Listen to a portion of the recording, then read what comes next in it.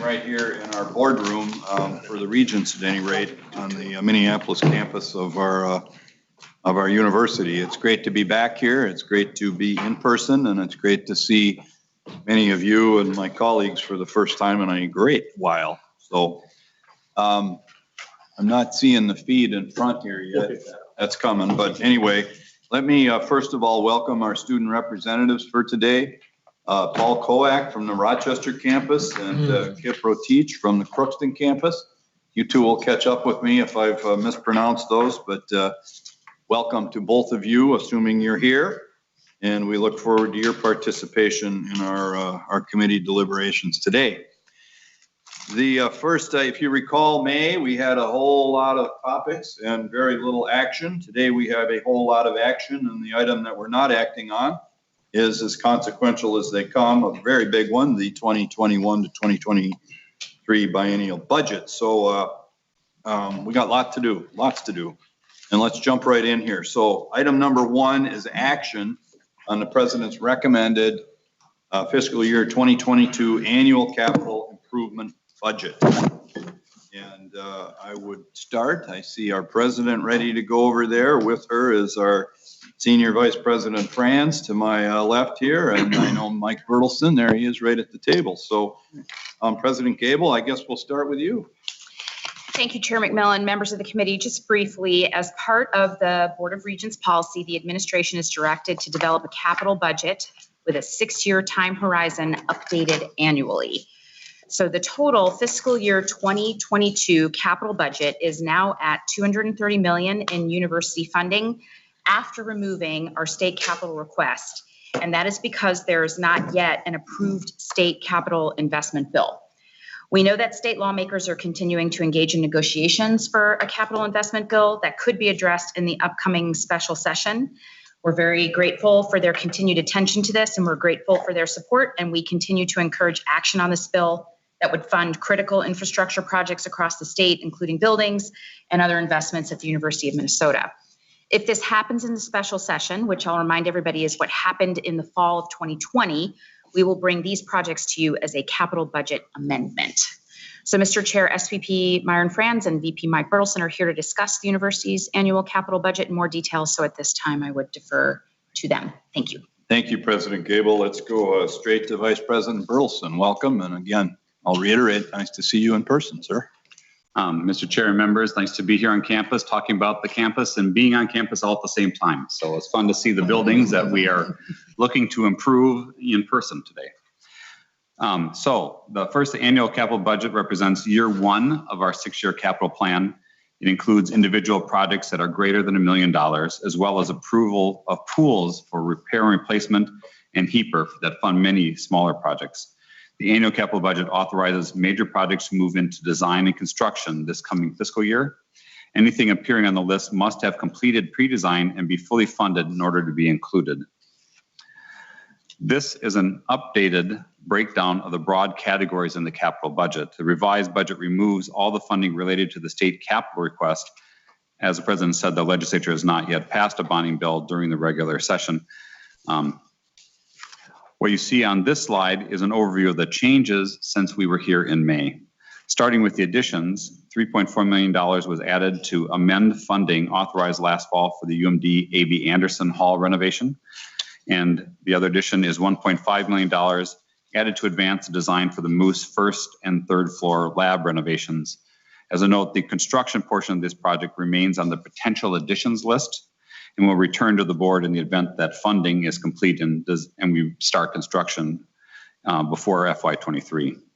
On the flip side, we removed the $295.5 million in funding related to the state capital request since the legislature didn't pass that bonding bill. And we now await the outcome of a possible special session bill and would return to the board if that is passed. This slide provides a summary of the funding sources of the projects included in the annual capital improvement budget. This has also been updated to remove the values related to the state request. The maroon bars designate the R&R funds for all the campuses and units, and the gold bars designate major projects. Finally, I would make note of the number of projects that you see here added that could be added to the state capital budget at some point during the fiscal year. These are projects that we're currently working on, but have not yet met the readiness threshold to have a full design or final financial plan. And with that, we're ready to take any questions you may have. Very good. Thank you, Vice President Bertelsen. I would welcome a motion to approve the capital budget, and we can discuss it. So moved. Very good. Is there a second? Very moved and seconded. So that's properly before us now for action following discussion last month. And I'm looking for regents with questions or comments. Seeing none, I'm going to call for a vote, and we are voice voting again today, which is obviously a change from before.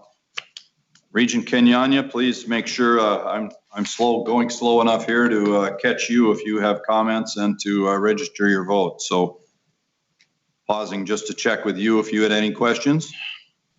I do not. Thank you, Mr. Chair. Thank you, sir. Okay. All those in favor of acting on and approving the resolution for the 2022 annual capital improvement budget signify so with the sign of aye. Aye. Opposed? Opposed? None. That motion passes unanimously. Which takes us to our second action item, the Board of Regents policy change regarding targeted businesses, urban community economic development, and small business programs. Again, before us for action, and there's been no changes to the policy since we reviewed it at our May meeting. And as we typically do when a policy returns without any change following review or during the review period, I'll ask for a motion and a second to place the item before us and then invite questions one more time. And before I do that, just noting on joining us, I think via Zoom are our Associate Vice President Tina Marisam and Sharon Banks, Director of the Office of Business and Community Economic Development. So let's start with a motion to bring this before us for action. I'll move on it. Thank you, Regent Hips. Is there a second? Second. And seconded. Very good. Thank you, Regent Farnsworth. Questions for leadership here of the folks responsible for the policy, or our president or senior vice president? Regent Rocha. Thank you, Mr. Chair. So I had asked or talked about having a couple questions last month, and I was hoping to apply a little more time to it in the meantime, but I haven't had a chance. I think I have a question for General Counsel Peterson. I want to understand the interplay with a public entity that grants what appears to be a form of preference based on objective factors, the demographics of individuals. Can you talk a little bit about how that, whether there are any constitutional questions or concerns or other concerns of discrimination by people that wouldn't be entitled to the benefit of the policy? Thank you, Regent Rocha. I see General Counsel Peterson coming forward.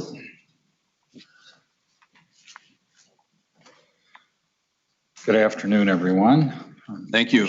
Chair Go ahead. McMillan, Regent Rocha.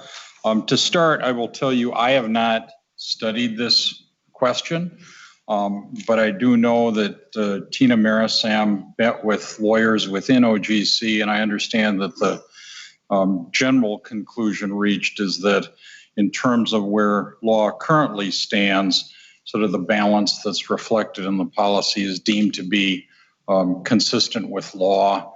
But as you appreciate, this kind of area of law in particular is a sensitive one and is certainly evolving and developing. But the report I received is that the work that was done in the last few weeks since the last meeting has left people comfortable with the way in which this particular balance is addressed in the policy. But Ms. Marisam is probably closer to those conversations, and so I'd certainly invite her to add more to that picture if that would be helpful to you. It would. Thank you, Mr. Chair. Yeah, AVP Marisam, are you I see you just, there you are. Welcome. Thank you. Welcome to the committee virtually. You have the floor, and I think you've heard Regent Rocha's question and General Counsel Peterson's high-level response. So please add and supplement. Sure. Thank you, Chair McMillan and Regent Rocha. I mean, you're absolutely right. Anytime we're taking into consideration identities, in particular race and gender, we have to be really aware of the legal guardrails that are set before us. And this area of preferences and supplier diversity has been litigated, and there's a key Supreme Court case from the 90s in which the city of Richmond had a program to set aside contracts that only minorities and women could bid on. So it was a much stronger preference than we have here. We don't offer set aside contracts like that. And what the court said was that this type of race-based consideration is subject to constitutional scrutiny, and there needs to be a compelling interest to support it. And they talked a bit in that case and in further cases about remedying historical discrimination against underrepresented businesses being such a justification. And that is the justification, that is used by us and also by the state of Minnesota, which has a pretty strong program where they also set aside contracts for minorities, women, and businesses owned by minorities, women, and persons with disabilities. So I think it's a very good question. It was absolutely appropriate for us to be in consultation with legal counsel about it, as it's a shifting area of law, to make sure that we're landing in the right place. Thank you, Regent Rocha. Thank you, Mr. Chair. Thank you very much, Vice President Marasam. That answers my question. The comment that I would make is I would hope this is something that we continue to revisit over time. We know from an enrollment standpoint, women are now are a larger percentage of the student body, but obviously in certain businesses, there's been a historic underrepresentation of groups, racial and gender based underrepresentation over time. And as we make progress, eventually move to a point where that's not necessary. I've always been very, very supportive, without question, of efforts to market to and recruit applications or proposals from folks that have been underrepresented. In this context, I think there are risks associated. I think to some extent it can be even perceived by some people that they're less welcome than others based on certain preference. But that being said, there is a compelling interest, in my view, to have opportunities for groups that have not had those opportunities in the past, but just something that I hope we keep a close eye on at some point in time. When the world is perfect, it won't be necessary anymore. So thank you. Thank you, Regent Rocha. Others, questions for our team? You appear ready to vote on our second consecutive action item here. So it's been moved and seconded to adopt the amendments to this policy that were reviewed in May and again discussed today. And unless I hear further discussion or see further questions, I'm going to call for a vote. All those in favor can say aye. Aye. Opposed? Regent Kenyanya, did we catch you there? I missed the aye and thought it was too late, but I'll offer it now. Aye. See, I said I'd slow down and I haven't done very well in my first two votes. Thank you for your vote in the affirmative. That matter carries unanimously as well. And we now move to another item for action. This time it's the proposed sale of the Murphy Warehouse. And again, we had considerable discussion about this in May, and I'm expecting we'll have some more today. Our Senior Vice President Franz, I know, is going to introduce this, and I think you are. And then Assistant Vice President Leslie Krieger has appeared in front of us. And just like your boss, I'll tell you, it's very nice to see you today, and good to be here on the campus discussing the assets that surround us. So, Senior Vice President Franz, why don't you jump in and get this framed up for us? Thank you, Mr. Chair and members of the Board of Regents. Today, we're presenting for your action the proposed sale of 701 24th Avenue Southeast, otherwise known as Murphy Warehouse, which can be found on page 45 of your document materials. If we go to the next slide, 701 24th Avenue Southeast is located south of Elm Street and west of 24th Avenue Southeast, across the BNSF and the Union Pacific Railroad and tracks and yards from the east bank of the Twin Cities campus as shown on this map. As we reviewed with the board in May, the university acquired this property at the end of 2015.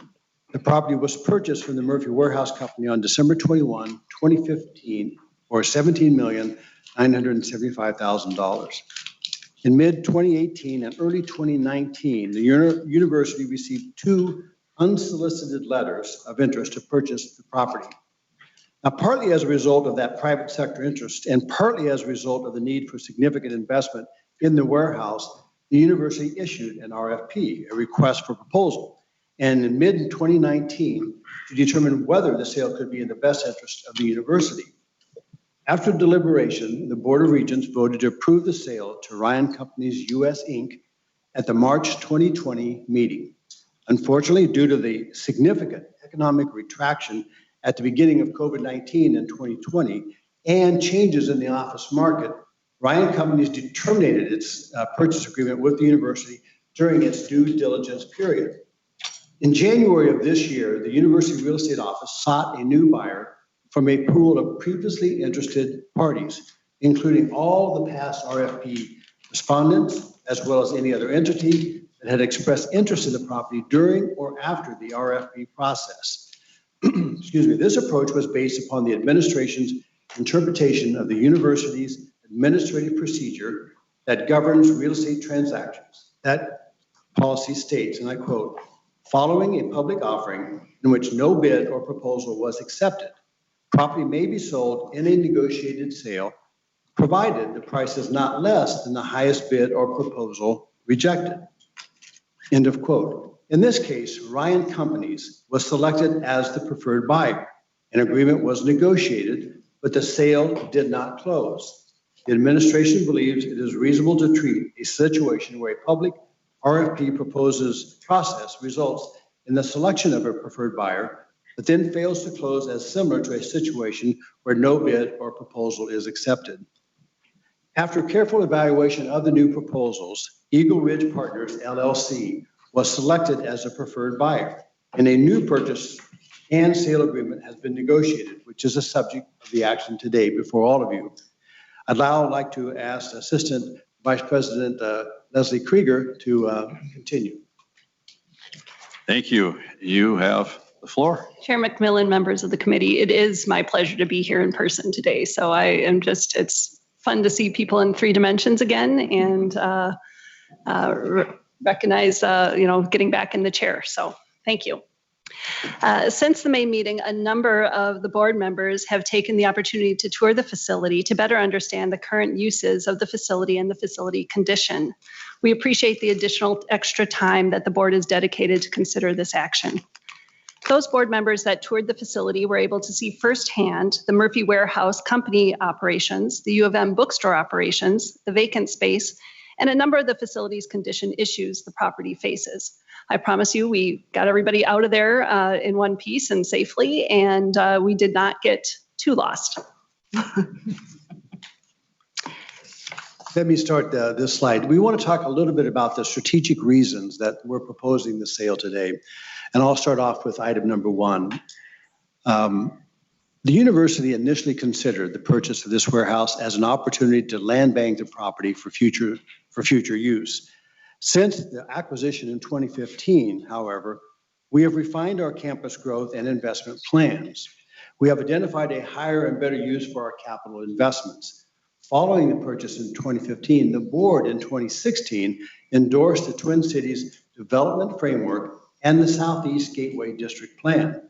And those plans focus on our long-term efforts on the reinvestment in the campus core and strategic expansion in the Southwest Gateway area, Southeast.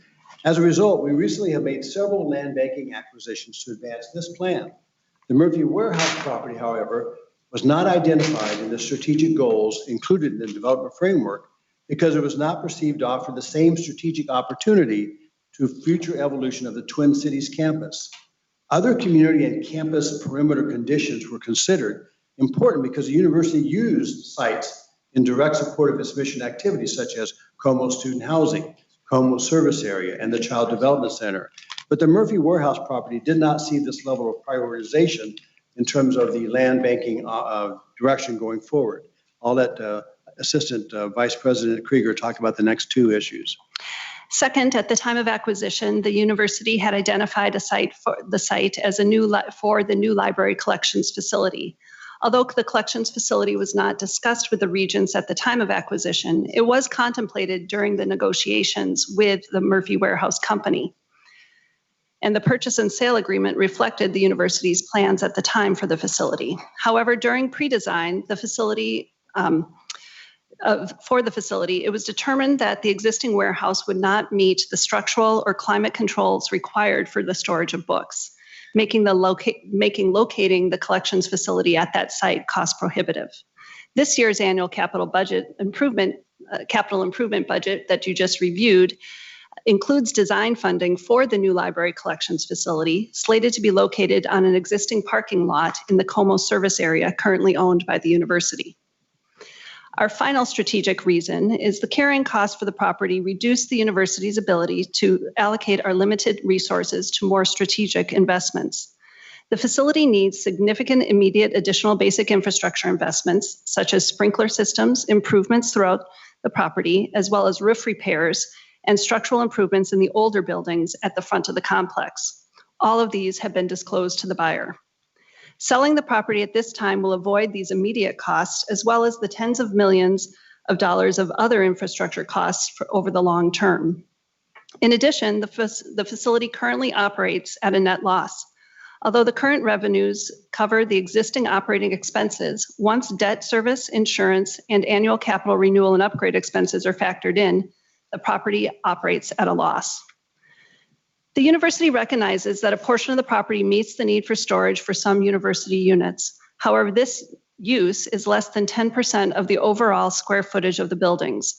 Managing a commercial warehouse facility is not core to the university mission, and instead, the administration believes leasing this limited amount of space helps the university meet its needs for storage near campus without taking on the additional costs involved with continuing to own the larger property. As a result of these strategic considerations, the university proposes to sell the property to Eagle Ridge Partners LLC or its assigned affiliate for $22.2 million, including $200,000 of earnest money. The university is not required to make any of the immediate repairs needed prior to the sale. The due diligence period will be 90 days after Board of Regents approval, with closing to occur on or before the 5th business day after the expiration of the due diligence period. The one remaining yet to be finalized element of the sale transaction is the leaseback of space for university units currently located in Murphy Warehouse property, as well as for LACOR, which was recently awarded a 5-year grant from the NSF to expand its core sample facility. The leaseback is a significant part of the transaction, and the lease has not yet been completed. However, key business terms for the lease have been already negotiated and committed to as part of the purchase and sale agreement. And I quote from the purchase and sale agreement. During the period commencing on the effective date and continuing until the expiration of the due diligence period, university and purchaser will use commercially reasonable efforts to negotiate a mutually acceptable leaseback agreement or agreements provided for at least the following terms. A, an initial term of 60 to 72 months with multiple options for renewal extending for up to an additional 20 years.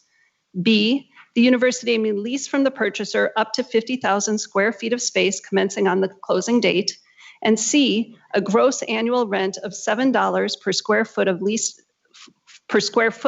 leased premises with annual percentage increases equivalent to the CPI. However, if the premises under one of the lease agreements is modified to include the installation of a walk-in cooler facility and associated support facilities, then that lease would allow for the separate metering of utilities to be paid by the university and a gross annual rent of $6 per square foot plus those utilities. At the request of the university, the leaseback provision in the purchase and sale agreement is purposefully left flexible so that the university can determine the exact space needs of LACOR and the other units currently in the property. Finally, one of the primary concerns raised by board members during the May meeting and in follow-up is that over time, the university's interest in this property might change, and that by disposing of the property now, we limit our options for the future. If the university had unlimited resources, we might consider retaining the property. But however, the long-term financial liability associated with the property, coupled with the university's strategic growth plans elsewhere, leads us to our current recommendation to sell the property. In order to help address these board concerns, the university and Eagle Ridge have negotiated an amendment to the purchase and sale agreement to include a right of first offer. This right of first offer provides the university with the proverbial first bite of the apple if Eagle Ridge decides to sell the property in the future. The ROFO gives the university the opportunity to purchase the property starting 5 years after the closing of the sale of the property if Eagle Ridge or its successor decides to sell it or a portion of it after the closing. Specifically, Eagle Ridge or its successor must offer the university the opportunity to purchase the property or a portion of it on the terms that Eagle Ridge or its successor is willing to sell to a third party before agreeing to sell it to that third party. The ROFO continues until the university rejects a first offer and Eagle Ridge or its successor subsequently sells the property to a third party. And this concludes my overview of the transaction. And now I'd like to turn it back to Senior Vice President Franz for final remarks. Thank you, Vice President Krieger. The long-term financial liabilities of owning this property reduce the university's ability to allocate our limited resources to more strategic investments. The university has intentionally purchased properties for land banking, but in those cases, the property's future use has been identified. In other words, the property's strategic value and location are paramount to the decision to purchase and retain for the future. The administration has come to the determination that the Murphy Warehouse property does not meet this criteria, and we ask the board to approve this sale. As a result, the recommendation before the committee, before the board today, or the committee of the board, is that this proposed sale be approved for the 21.76 acres and buildings thereon at 701 24th Avenue Southeast Minneapolis, otherwise known as the Murphy Warehouse property. And with that, I conclude our presentation and I look forward for questions. Thank you both for summarizing the status of this, and I'm confident there's questions and dialogue, and looking for hands or people who want to jump in. Discussion. Oh, wait, I got to get it in front of us, don't I? Is there a motion to approve the recommended transaction? I'll move it. All right, moved? Second. Moved and seconded. Now, I'll look for questions, comments, input. Well, Mr. Chair, if no one else will. Regent Rocha, you get to go first for a second time. Thank you, Mr. Chair. With all respect to Simon and Garfunkel, hello, Murphy, my old friend. I will try not to use all the arguments that I'll use in 2023 when we come back and talk about it the third time. Thank you, Mr. Chair, and thank you, presenters.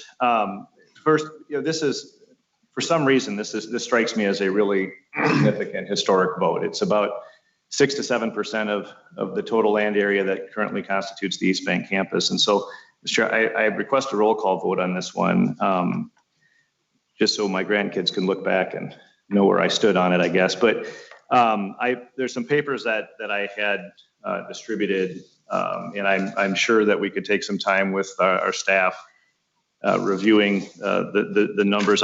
As I think all of you know, I've sought to get a better understanding of what our internal expenditures are versus our external. Some of the expenditures that we've been looking at as I've sought information are really transfers within the university. We're not going to be eliminating any positions to save money. We're not going to be cutting back. We won't be receiving our own insurance payments and so on. And so in this document with the few bullet points, these were the payments that I could identify as leaving the university, checks that we have to write. And the one that I think it's probably the third sheet in your packet, just as a breakdown of the remaining payments on the debt service. And I won't walk necessarily through this whole thing, but if you take the value of the utilities that we pay and the principal and interest, it's just under $1.5 million. If you look at the rent paid by the current tenant and the value of the use of the university, there's a slight positive result, about $78,000, which is not a huge amount of money. But the big thing is that we're paying off, we're gaining $746,000 and change in equity every year on the property. But for me, that's not even the biggest part of the value. It's the fact that that it gives future boards, which is critical to me as a member of this board, to try to preserve. If you look at the modest positive income from what I presented, and again, I'm confident that our staff will make arguments that there are other unintended expenses or incidental expenses beyond that, plus capital concerns. Once we sell this over the next up to 25 or 26 years, depending on how a lease would go, we'd be paying something on the average of $400,000 a year for the space as it's defined, that comes out to be about $10 million, which is not too far from what it would cost to remove the buildings that have the capital need right now, in which case we actually have a more valuable property than one with old buildings in disrepair. So at the end of 25 years, you're either going to have, if we sell, a challenge in finding where we're going to put this storage and an option no longer available to us. Or if we retain, you'll have a property that's adjacent to campus. We don't know, what the future is going to look like for access with the railroad and so on. But that property is going to be worth a lot of money. And it's essentially that same outlay of money over that period. I know that there was a concern about whether we land bank and whether this is surplus property. It's hard for me to wrap my head around December 2015 when this made a lot of sense. And by the way, in December of 2015, we were talking about the Southeast Corridor. It's not like that popped up later that year and, oh, surprise, and now we've got to shift everything. We already knew about it, but this was not mutually inclusive with that. This was mutually exclusive as an opportunity for the university to gain space across campus by being able to consolidate storage for many departments, not just the bookstore that's already there. But I have a feeling this is the first time the university's ever declared property surplus when we're using it.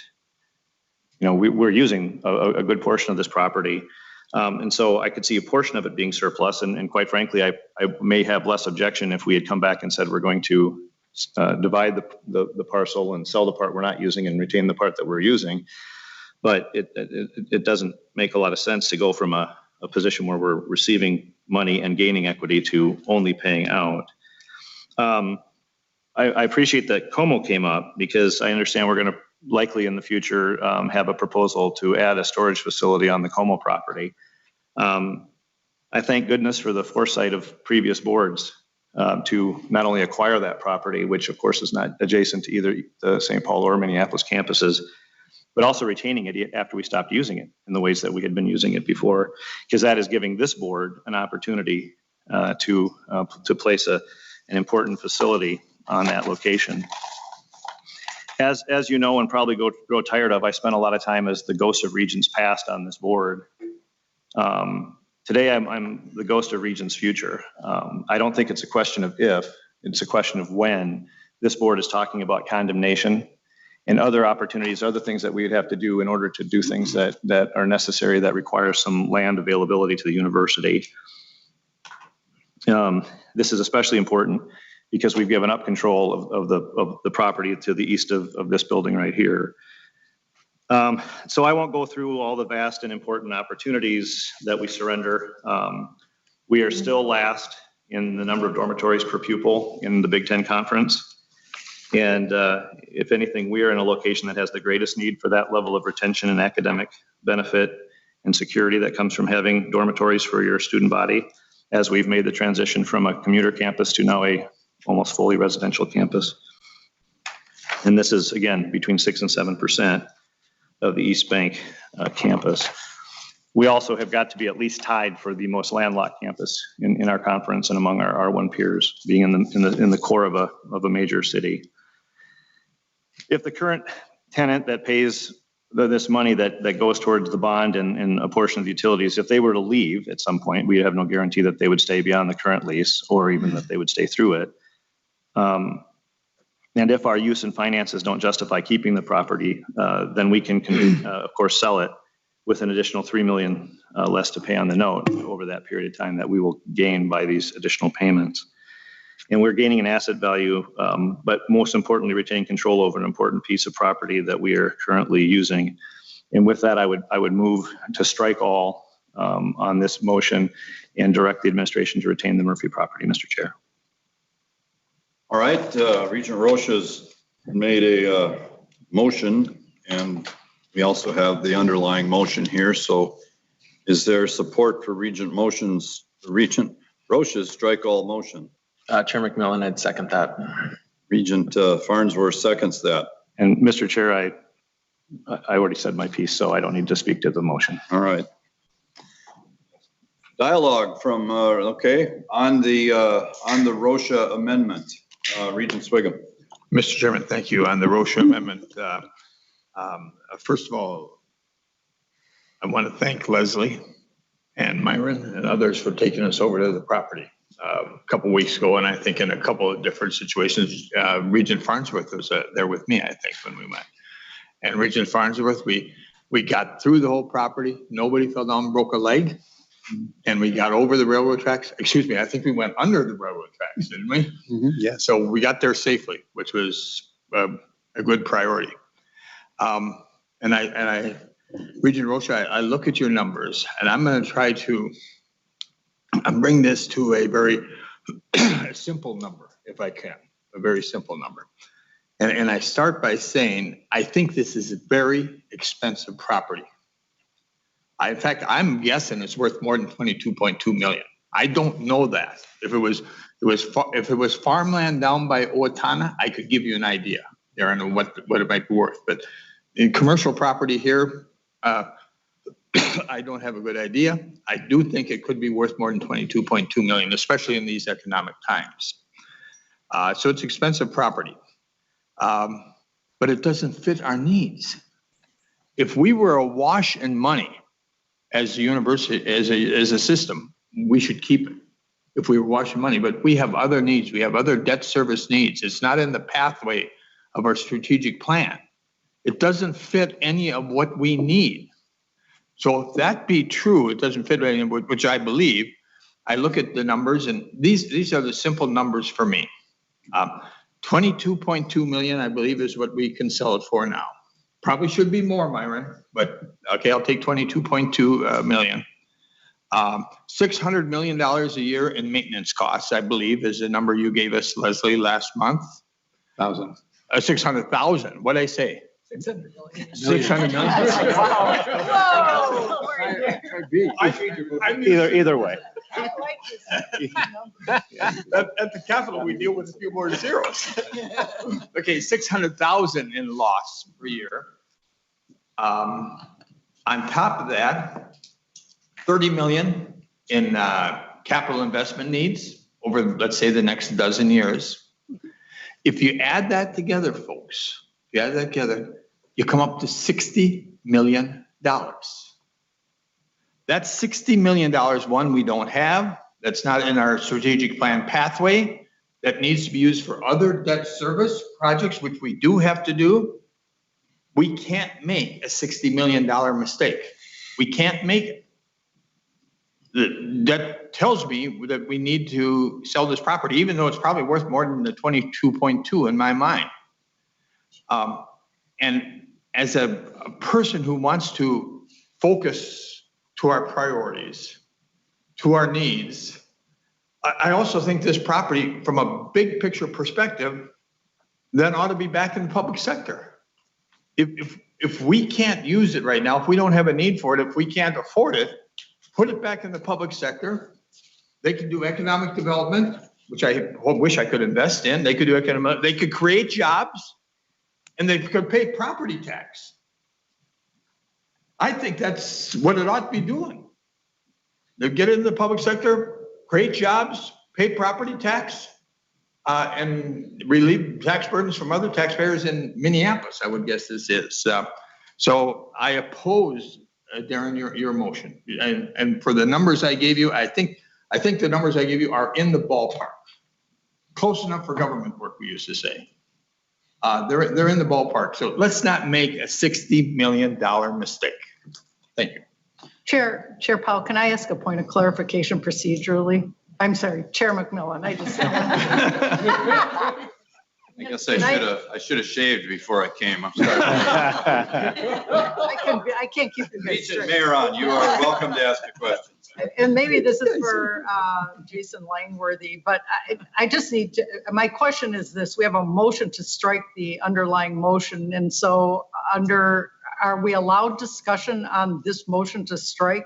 Or is the discussion saved for depending on what happens with that motion to strike? My understanding with a parliamentarian extraordinaire next to me is that this motion is fully debatable and that it needs to be debated. And that's what I was calling on Regent Swigum to do. So Got it. Entertaining anyone else who wants to speak on the Rocha amendment.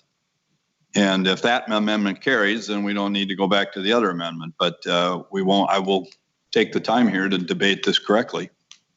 Thank you. Regent Davenport, sorry, I'm looking left. I'll start looking this way. Yeah, looking right, huh? Thank you, Chair McMillan. Initially, I wanted to keep this building.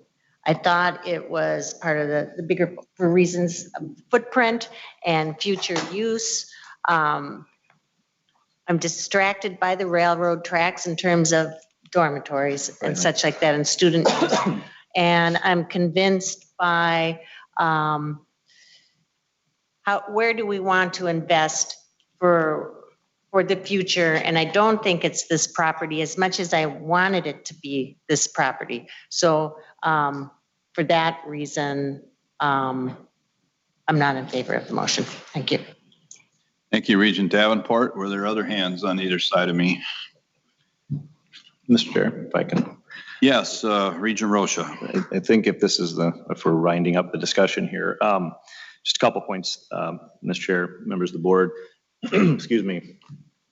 But in response to Regent Swigum's, I think, very apt questions, we've been paying close to $6 million an acre for smaller parcels over in the southeast area. So, I mean, it's pretty expensive. So you could argue as much as 120, probably not, because these are located in, where they are, and that's on the other side of the tracks.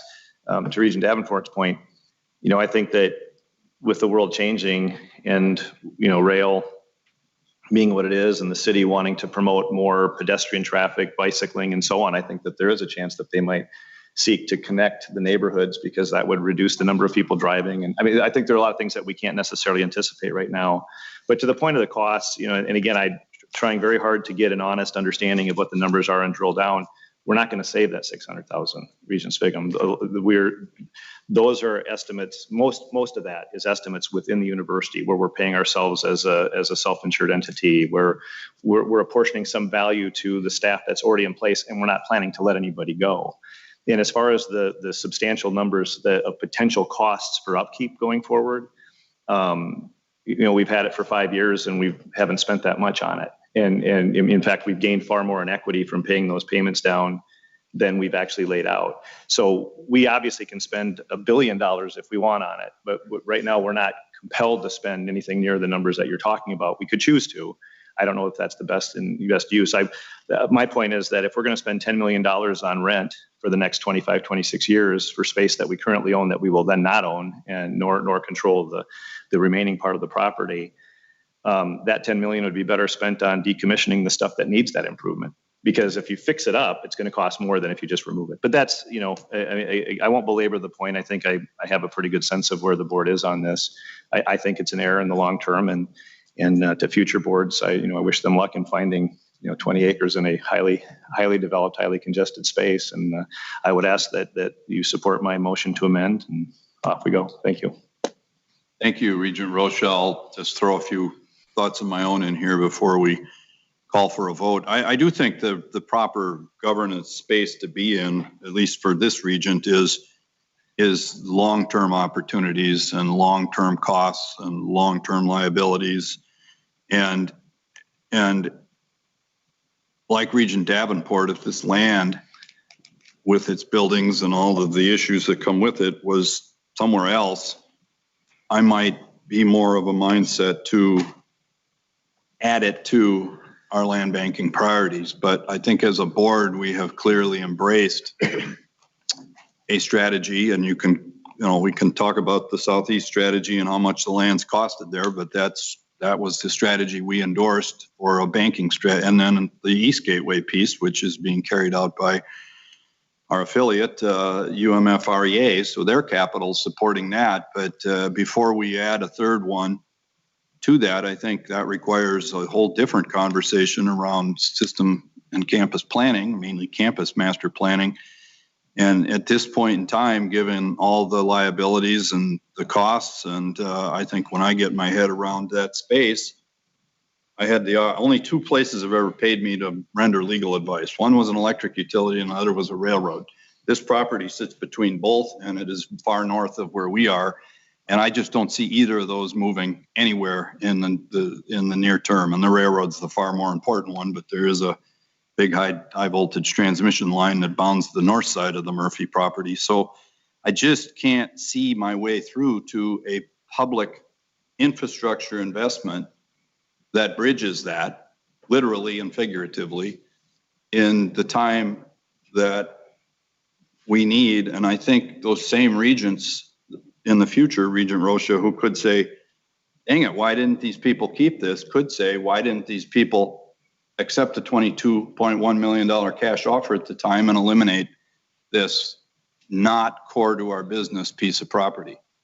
And that's where I get on this debate. That's where my head comes down. And I think a reasonable member of a governing board could land on either side of that. But it really requires an over the horizon view that involves somebody investing either to get off of I-80 with our 280 with a new exit, or a big bridge, not a walking bridge, but a big bridge that can carry traffic and people across that space, coupled with a lot of real estate, increase in value and development that I don't have the big picture lens to see. But I'm content at this point to say this is not core to our business, and we should accept a cash offer to move on and risk being on the wrong side of that in the long term. And I believe you wanted a roll call vote. Regent Rocha, do you want a roll call vote on your amendment or just on the main one? Mr. Chair, I think one is likely enough. So this voice on this, and after it passes, optimism there, then it wouldn't be necessary. But if this fails, then I would ask for a roll call vote. Very good. All right, anybody else on the Rocha amendment? I'd like to talk on Regent Mayron. Yes. I too, like Regent Davenport, was very intrigued at the beginning of the concept of land banking property that's right in the heart of the Twin Cities, that is somewhere between the Minneapolis and St. Paul campus, that with the hope that somewhere down the road it would be utilized by the university. But at the end of the day, I've reached the conclusion, for many of the reasons that you've identified, Chair McMillan, that this would not be fiscally responsible to retain and land bank this particular piece of land. For me, the decision ultimately boiled down to two issues: use and cost. On the use side, the questions for me are, do we need this land for future expansion? Or number two, do we need the buildings for current or future use? That's on the use side. On the cost side, the questions for me have to do with the costs we will incur to meet our current usage, meaning as a bookstore storage space, the costs of repair and maintenance if we retain the buildings, meaning not only monthly, yearly operational maintenance, but the repair to bring it up to safety and code issues. And how do we pay for these expenditures when our budget is already, in my view, significantly challenged, as evidenced by the significant financial impact from the pandemic, less dollars from the state than requested, enormous keeper obligations that we cannot get funded from the state, but these are stated buildings that we currently own that are in desperate need of updating or repair, and capital budget items. We just adopted a capital budget that we have to fund. So all of these known budgetary and monetary issues, we're addressing minimal, we're talking about whether we're going to have a tuition increase, a minimum tuition increase, and revenues, lost revenues from a variety of sources as a result of the pandemic and other issues. So when I look at the cost of repair in light of all of that, that also weighs into my decision. I find it just doesn't make, under those circumstances, looking at the use side or the cost side, to make fiscal or operational sense to retain the property. First, as we've talked about, there's nothing in our long-term strategic planning, nothing yet that has identified any use for this property, this location, in terms of our long-term planning. And to be frank, I don't know why we would go through long-term planning if we're not going to let that guide our decisions, but rather we're going to ignore them. Then there's no point in doing this long-term planning. We did that. The location of the Murphy warehouse is not within our long-term planning, nor its usage. The administration hasn't identified any possible use for this property. Second, I'm satisfied that our current usage of the property can be addressed through the lease arrangement on the short term, and that we will find other arrangements for bookstore storage down the road. Third, I find the cost of retaining the property is too high, particularly in light of the budgetary and economic environment we find ourselves confronting now and for the foreseeable future, addressing this year and beyond a significant loss of revenues as a result of the pandemic. And so in summary, I just don't find that where we have no identified purpose for the land and the costs of retaining it are high. I personally would like to see us sell this land, take the dollars that, whether it's $6-7 million after payoff of the loans, and use it to replenish or add back to our central reserve, which we're going to be talking about has been diminished, fund imperatives from our strategic plan that we've adopted, use it for identified real estate transactions that are part of our long-term planning, or make the repairs that we are required to make or need to make under HEBR. Those are stated needs. That's where I prefer to see our dollars be used. Thank you, Regent Mayeron. Regent Verhalen. Thank you, Chair McMillan. I really went round on this. I mean, there's a lot of paper to go over and a lot of decisions that have been made in the past. But, in thinking to Regent Rocha's point about future boards, our staff has worked with Eagle Ridge on a right of first offer in the agreement, or as an amendment to the agreement, so that if the conditions around the property change, if Eagle Ridge's non-use of property changes, if they choose to divest it, other than to their own successor entity, or the needs of the university change in the meantime, there's an option there for our future boards. And so for that reason, I won't be supporting Regent Rocha's motion. Very good. Other comments, input on the Rocha amendment? Otherwise, I'm going to call for a voice vote. All in favor of the Rocha amendment to delete the underlying motion, signify so with a sign of aye. Aye. Opposed? Aye. Nay. That motion, sorry, Regent Kenyanya, were you voting for or against Nay, I the? voted nay on the motion, Mr. Chair. Nay, okay. All right, that brings us back then to the underlying motion, which was originally moved to support the administration's proposed sale of this to Eagle Ridge. We've had a lot of substantive dialogue already. I'll open it up again, though, for anybody that would like to comment or talk to staff and leadership about the transaction. Mr. Chair. Rocha. Thank you, Mr. Chair. I rise figuratively to speak to the main motion. I want to just make 2 points. One of them is just to preserve the record on a conversation that I had with staff that confirms that the options we're looking at for the university on the bookstore space, it is a 5 or 6 year, a 60 or 72 month lease with 20 years of options that the that will go to 20 years, but in chunks that will give the university options and some flexibility. I was concerned that they were mutual options, in which case they're not really options, but as this is not going to be coming back to the board for approval on that portion of the agreement, I want to just make clear that the expectation is that we will have a 5 or 6 year with another 20 that at the university's option, just to protect us, to make sure we can be there as long as that period. Chair McMillan, Regent Rocha, that is correct. Thank you. And the second point is I included in the materials that I provided to you today, I included the two copies of the letters that we received from the Murphy Company regarding the intent of the original sale. It's kind of an awkward situation because the two primary people that were, I think, part of the discussion on this are no longer with us, Vice President Fitzenreiter and Richard Murphy. And so we don't have them to consult as to the intent and desire.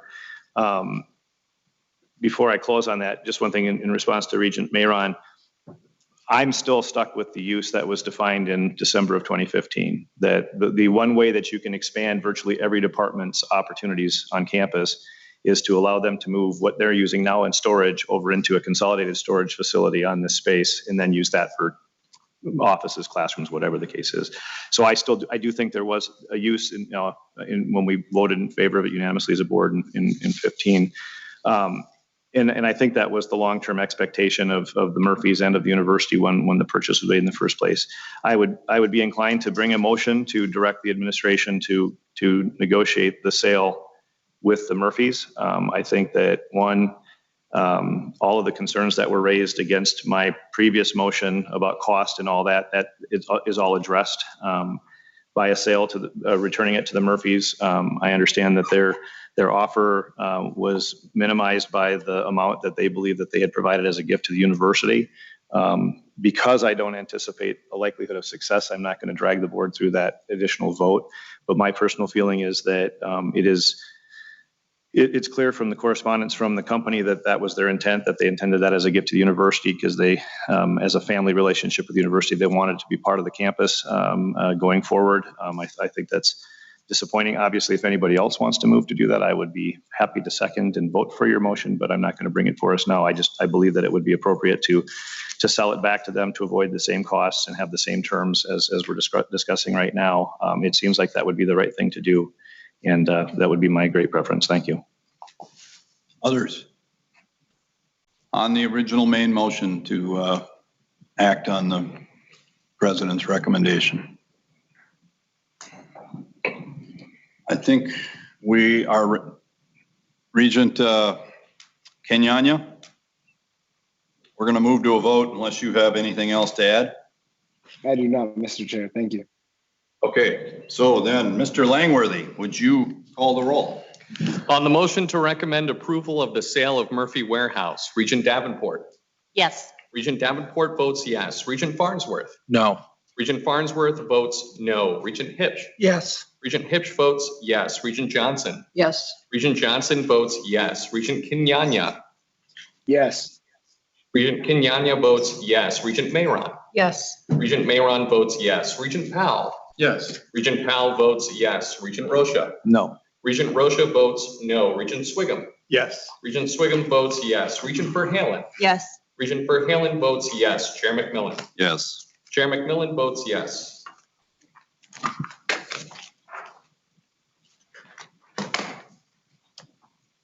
On the motion before the board, the yeses have 9, the noes 2, so the motion carries, and that matter is behind us.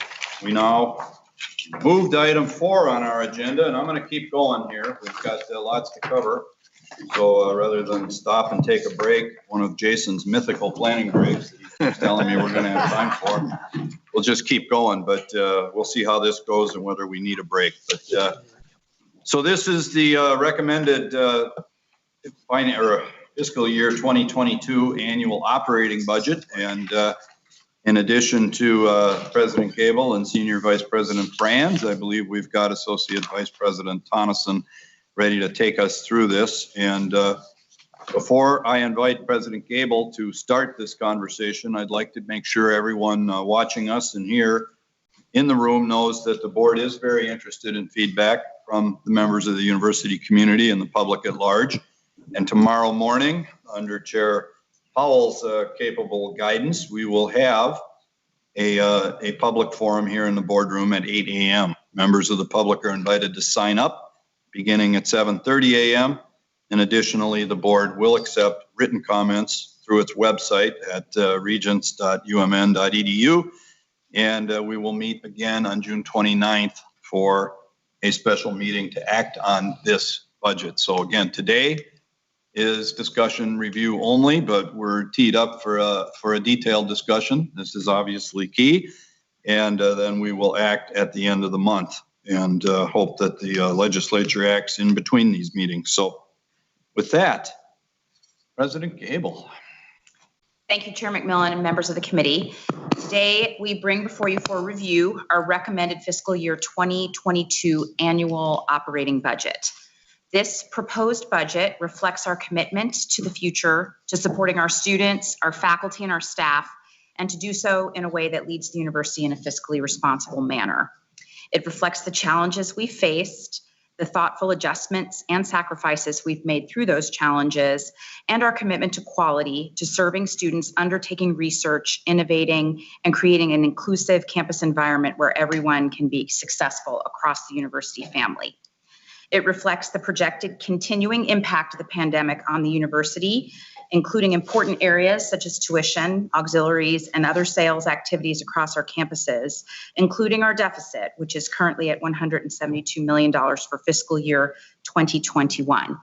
But our proposed fiscal year 2022 budget also reflects, as Senior Vice President Franz and Associate Vice President Tonneson will walk you through it in more detail, how all of these efforts still allow us to align to our commitments through MPAC 2025, to be forward-thinking, and the reports of important and positive movement by the legislature in recent days, and a sense of optimism about the level of state appropriation for the next biennium. And Mr. Chair, this proposed budget reflects, amongst the almost daily uncertainty we all faced during this last year, the spirit, resiliency, and shared sacrifice of every member of our university family.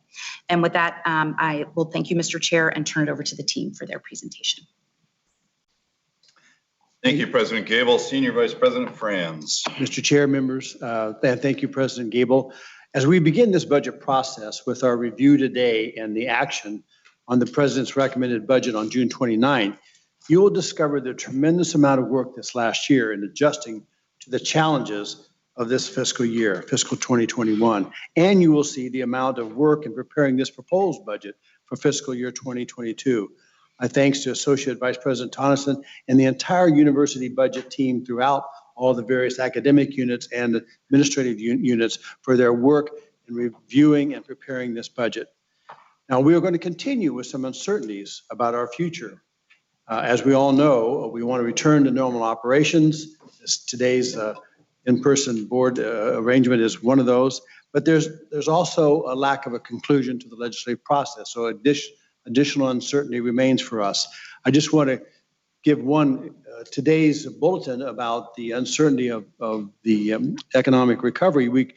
Today, the MMB released a June revenue report, and it showed an additional $1.8 billion in excess of the proposed revenue for this time at this year.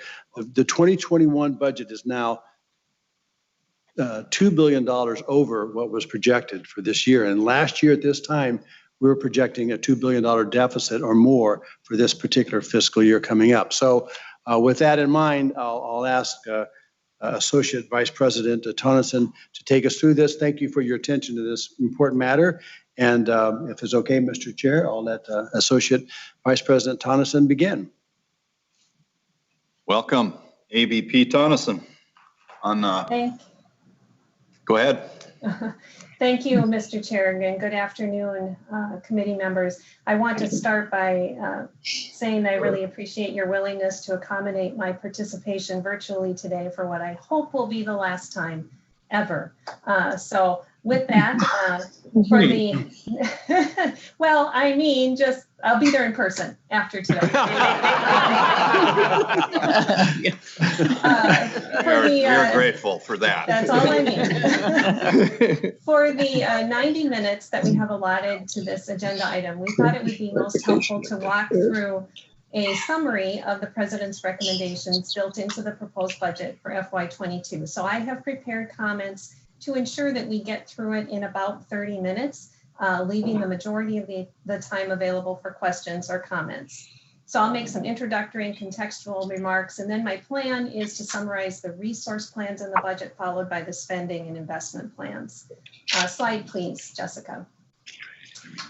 For context, what we are bringing before you today for review is just one part of a continuously revolving 4-part budget development cycle.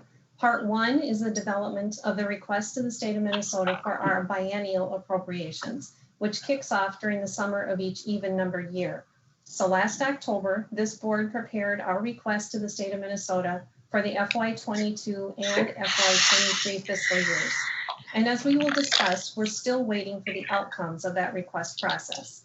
So part 2 is the first annual budget within the next biennium. And that is what we are here to propose to you today, the annual budget for FY22. Next year at this time, we will be discussing the president's recommended budget for the second year of the biennium, FY23. And finally, part 4 is a piece that can supplement and inform development of the first 3 parts, and that is an internal long-range financial modeling exercise based on various assumptions that are relevant at the time. So today, we're focusing just on part 2, the FY22 annual budget. Slide, please. First, it is worth stating out loud that top and center of our goals each year is to deliver a recommended budget to you that is balanced and fiscally responsible. And this budget for FY22 is both. In addition to that, in crafting this proposal, we were mindful of 3 primary guiding priorities. We wanted to present a budget that advances the university's quality and competitiveness through timely investments in mission critical priorities as articulated in Impact 2025. We believed that maintaining the core strengths of the university is extremely important because we can't move forward without them. So increases in compensation and infrastructure, general operations and compliance costs have also been factored in. And finally, because we are not yet completely free of COVID-19 influences on our financial situation, we prioritize the need to address the lingering impacts. Overall, this budget balances the somewhat competing demands of adjusting the base to meet our core budget needs with the requirements to continually advance the mission and grow into the next spaces, striving to fulfill our potential. It almost feels like a quote, normal budget year this year. These goals sound very much like what one would expect, but they take on a new meaning as they follow what has been a unique 16-month time period in our history. Slide, please. As we have discussed on multiple occasions, slide, please, Jessica. There we go. As we have discussed on multiple occasions, the university met the financial challenges COVID-19 threw at us with some tough decisions. We implemented a furlough and temporary pay reduction program for the majority of our employees. We implemented a hiring freeze and a retirement incentive option program that resulted in broad but somewhat inconsistent outcomes across the units. Many units accessed balances and reserves for one-time expenditures or revenue losses. We spent down central reserves and planned for the possibility of operating loans. And finally, we gratefully accepted and allocated federal relief funds to fill holes. Taking these actions over the last 16 months means that we have a smaller and isolated set of COVID-19 issues to deal with going forward, as we will highlight on an upcoming slide. Just for a moment, before we move to talk about the resource plans for FY22, let me focus the committee on earlier conversations we've had about the proposed loan for operating purposes, primarily for athletics, but potentially for auxiliaries before we are all done. As we mentioned previously, our plans to close out the current year, plus now this budget as it is before you today for FY22, have embedded within them our plan to issue commercial paper to fill a one-time hole in the operating budget.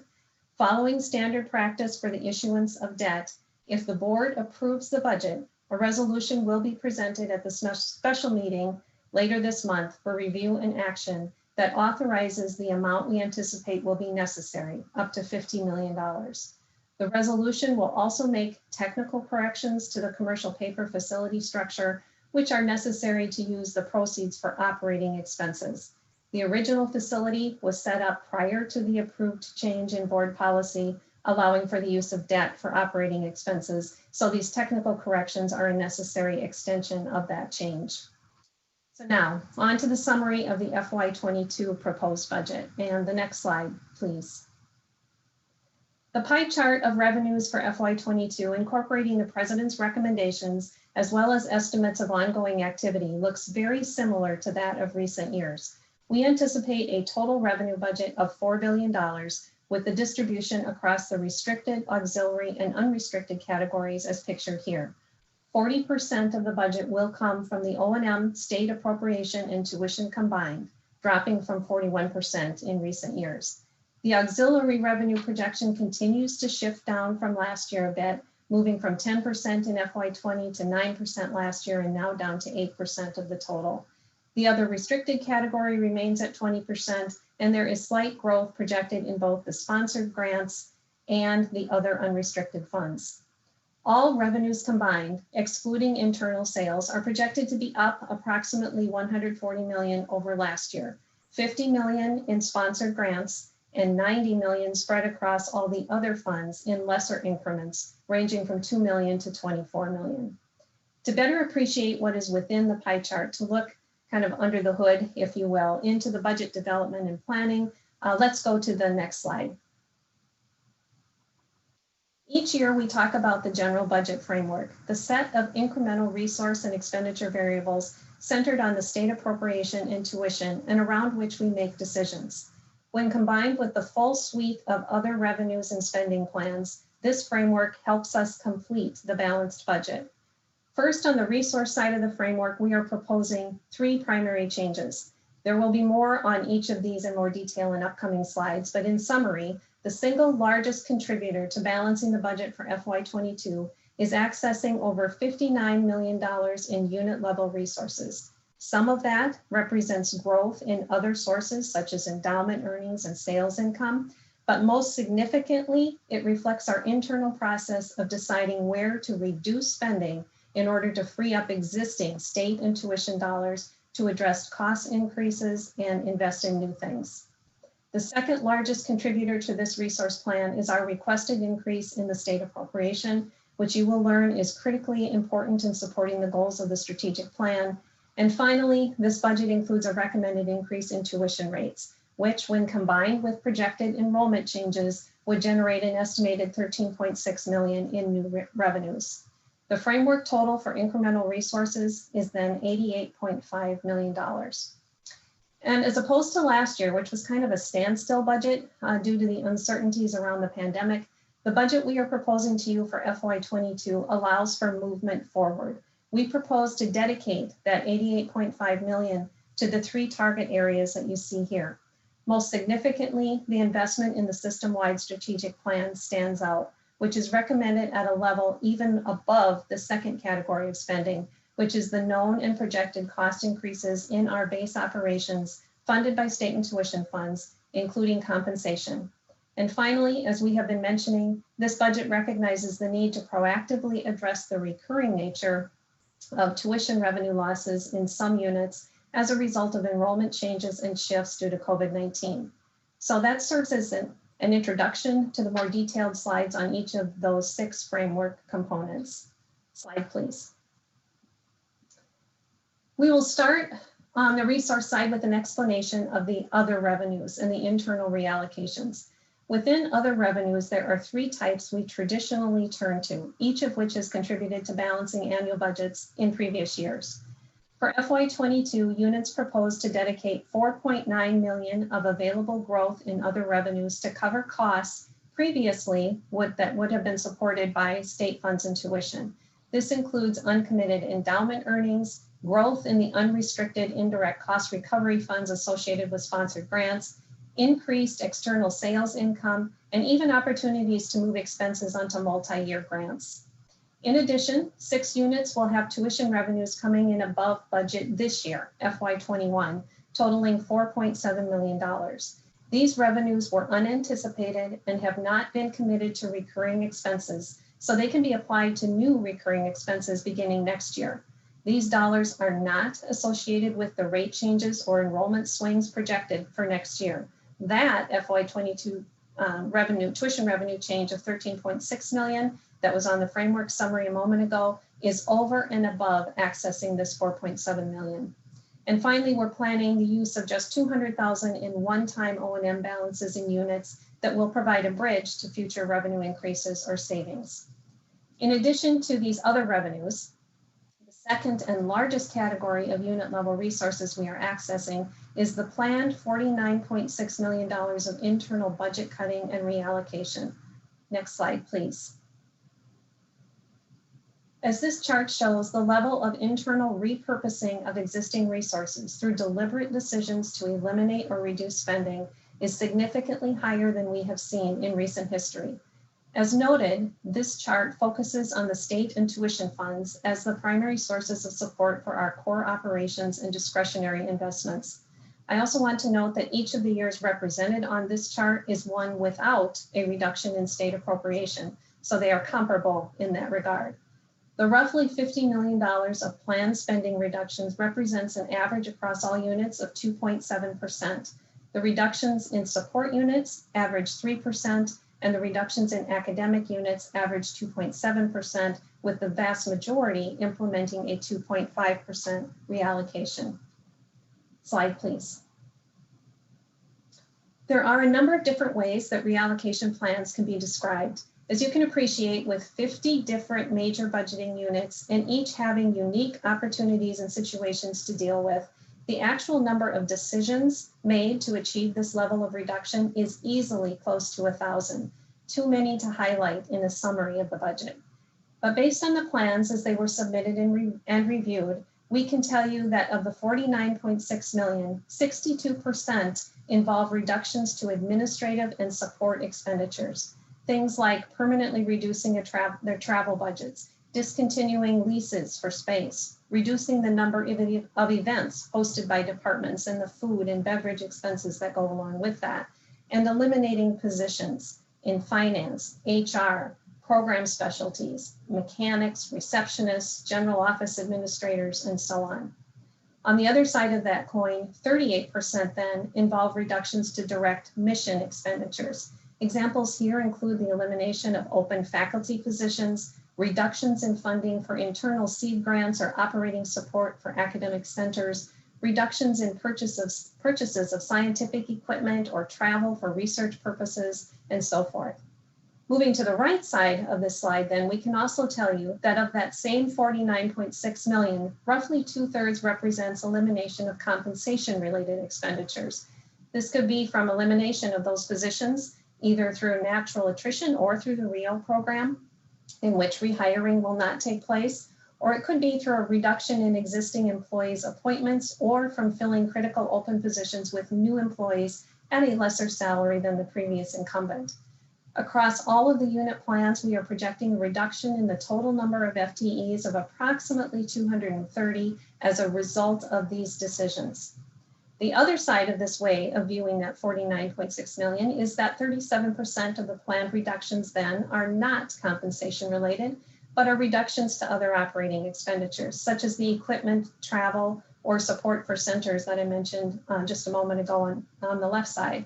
So a single decision would be part of both the 38% and also part of the 37%. It's just two ways to categorize the same action. The impact of these changes varies. Some services, support, and work will not be continued. Some will be delayed with a loss of staff. In select cases, the changes proposed are a result of restructuring that will increase efficiencies, avoiding a loss of output. In other cases, the decisions are a natural outcome of changing demand. The work is no longer needed due to reduced enrollment or a change in program focus. There's no one big story here. It is a collection of often painful changes, and the impact will be distributed. Slide, please. Moving to the second most significant resource change included in the budget, our proposal today incorporates the full request we made to the state of Minnesota, a $15.5 million increase in our recurring O&M appropriation. This slide shows the summary of the biennial request that you approved last October. Although the Higher Education Conference Committee has been working toward an agreement, we have no official information or reason to plan for any other outcome at this point. Slide, please. If the final appropriation for next year is something less than we have built into this budget proposal, we would recommend a commensurate reduction in our planned investment in the strategic plan. As submitted to the state, we indicated that 7.5 million of the 15.5 million request would be dedicated to the 3 Mintersections initiatives on the bottom of this slide, and the remainder would support our core operations as detailed in the other bullets, as well as other action areas of the strategic plan. The investment in the strategic plan in this budget is significant and holds the most discretionary options for us. So that's the first place we would look to make adjustments. It's also the easiest place for us to shift to the use of non-recurring dollars in place of the recurring support envisioned here, which could be a way for us to continue the intended advancement of work on the plan with a lower level of recurring state support. Slide, please. Moving next to the details surrounding the recommendations on tuition and fees for FY22, I will run through these 8 components pretty quickly, starting with tuition alone. This budget incorporates a 1.5% increase in the general tuition rates for graduate and undergraduate, for resident and non-resident, and for all campuses. The President committed early on in the process to holding the general increases below the rate of inflation, and this recommendation maintains that commitment. Current inflation estimates that I even updated just this morning, depending on the unique indexes, range from 2.2% to now 5%. As is the case every year, our varied professional programs, as well as some of the more professional master's programs, are proposing rate changes that are sensitive to their particular markets and student circumstances. Some are proposing flat rates for FY22, while others are proposing rate increases above 1.5%. Each has made a case for varying rates after an assessment of demand and rates of competitive programs, student debt levels and earnings potential, and so forth. In addition, this budget incorporates the previously approved phase-in of the tuition surcharge for the Twin Cities College of Science and Engineering. Next year will be year 3 of that 4-year phase-in, and it proposes a new similar surcharge for the Swenson College of Science and Engineering on the UMD campus. The entering cohort of undergraduate students in that college will be charged $250 per semester, with a portion of the revenue dedicated to providing scholarships based on financial need, the same model that exists on the Twin Cities campus. Item 6 on the list we will discuss in more detail on the next slide, so hold on that. And finally, changes in other fees, campus or collegiate fees, as well as course and miscellaneous fees, are minimal and consistent with policy and past approvals. Please understand that we have a robust fee proposal, review, and analysis process that requires justification of any changes based on the definitions and intent of board policy in this area. All the fees are listed in attachments 7 to 10 to the budget, beginning on page 114 of your docket materials. Although not identified on this list, I also want to take a moment to briefly mention the proposed changes in the blended housing and dining rates for those students living on campus. The proposed rate increases for FY22 range from 4.25% to 5.56%, depending on the campus. Each of the auxiliaries were held to no rate increases for the current year and were faced with drastically reduced revenues due to lower occupancy rates, with little opportunity to reduce expenses.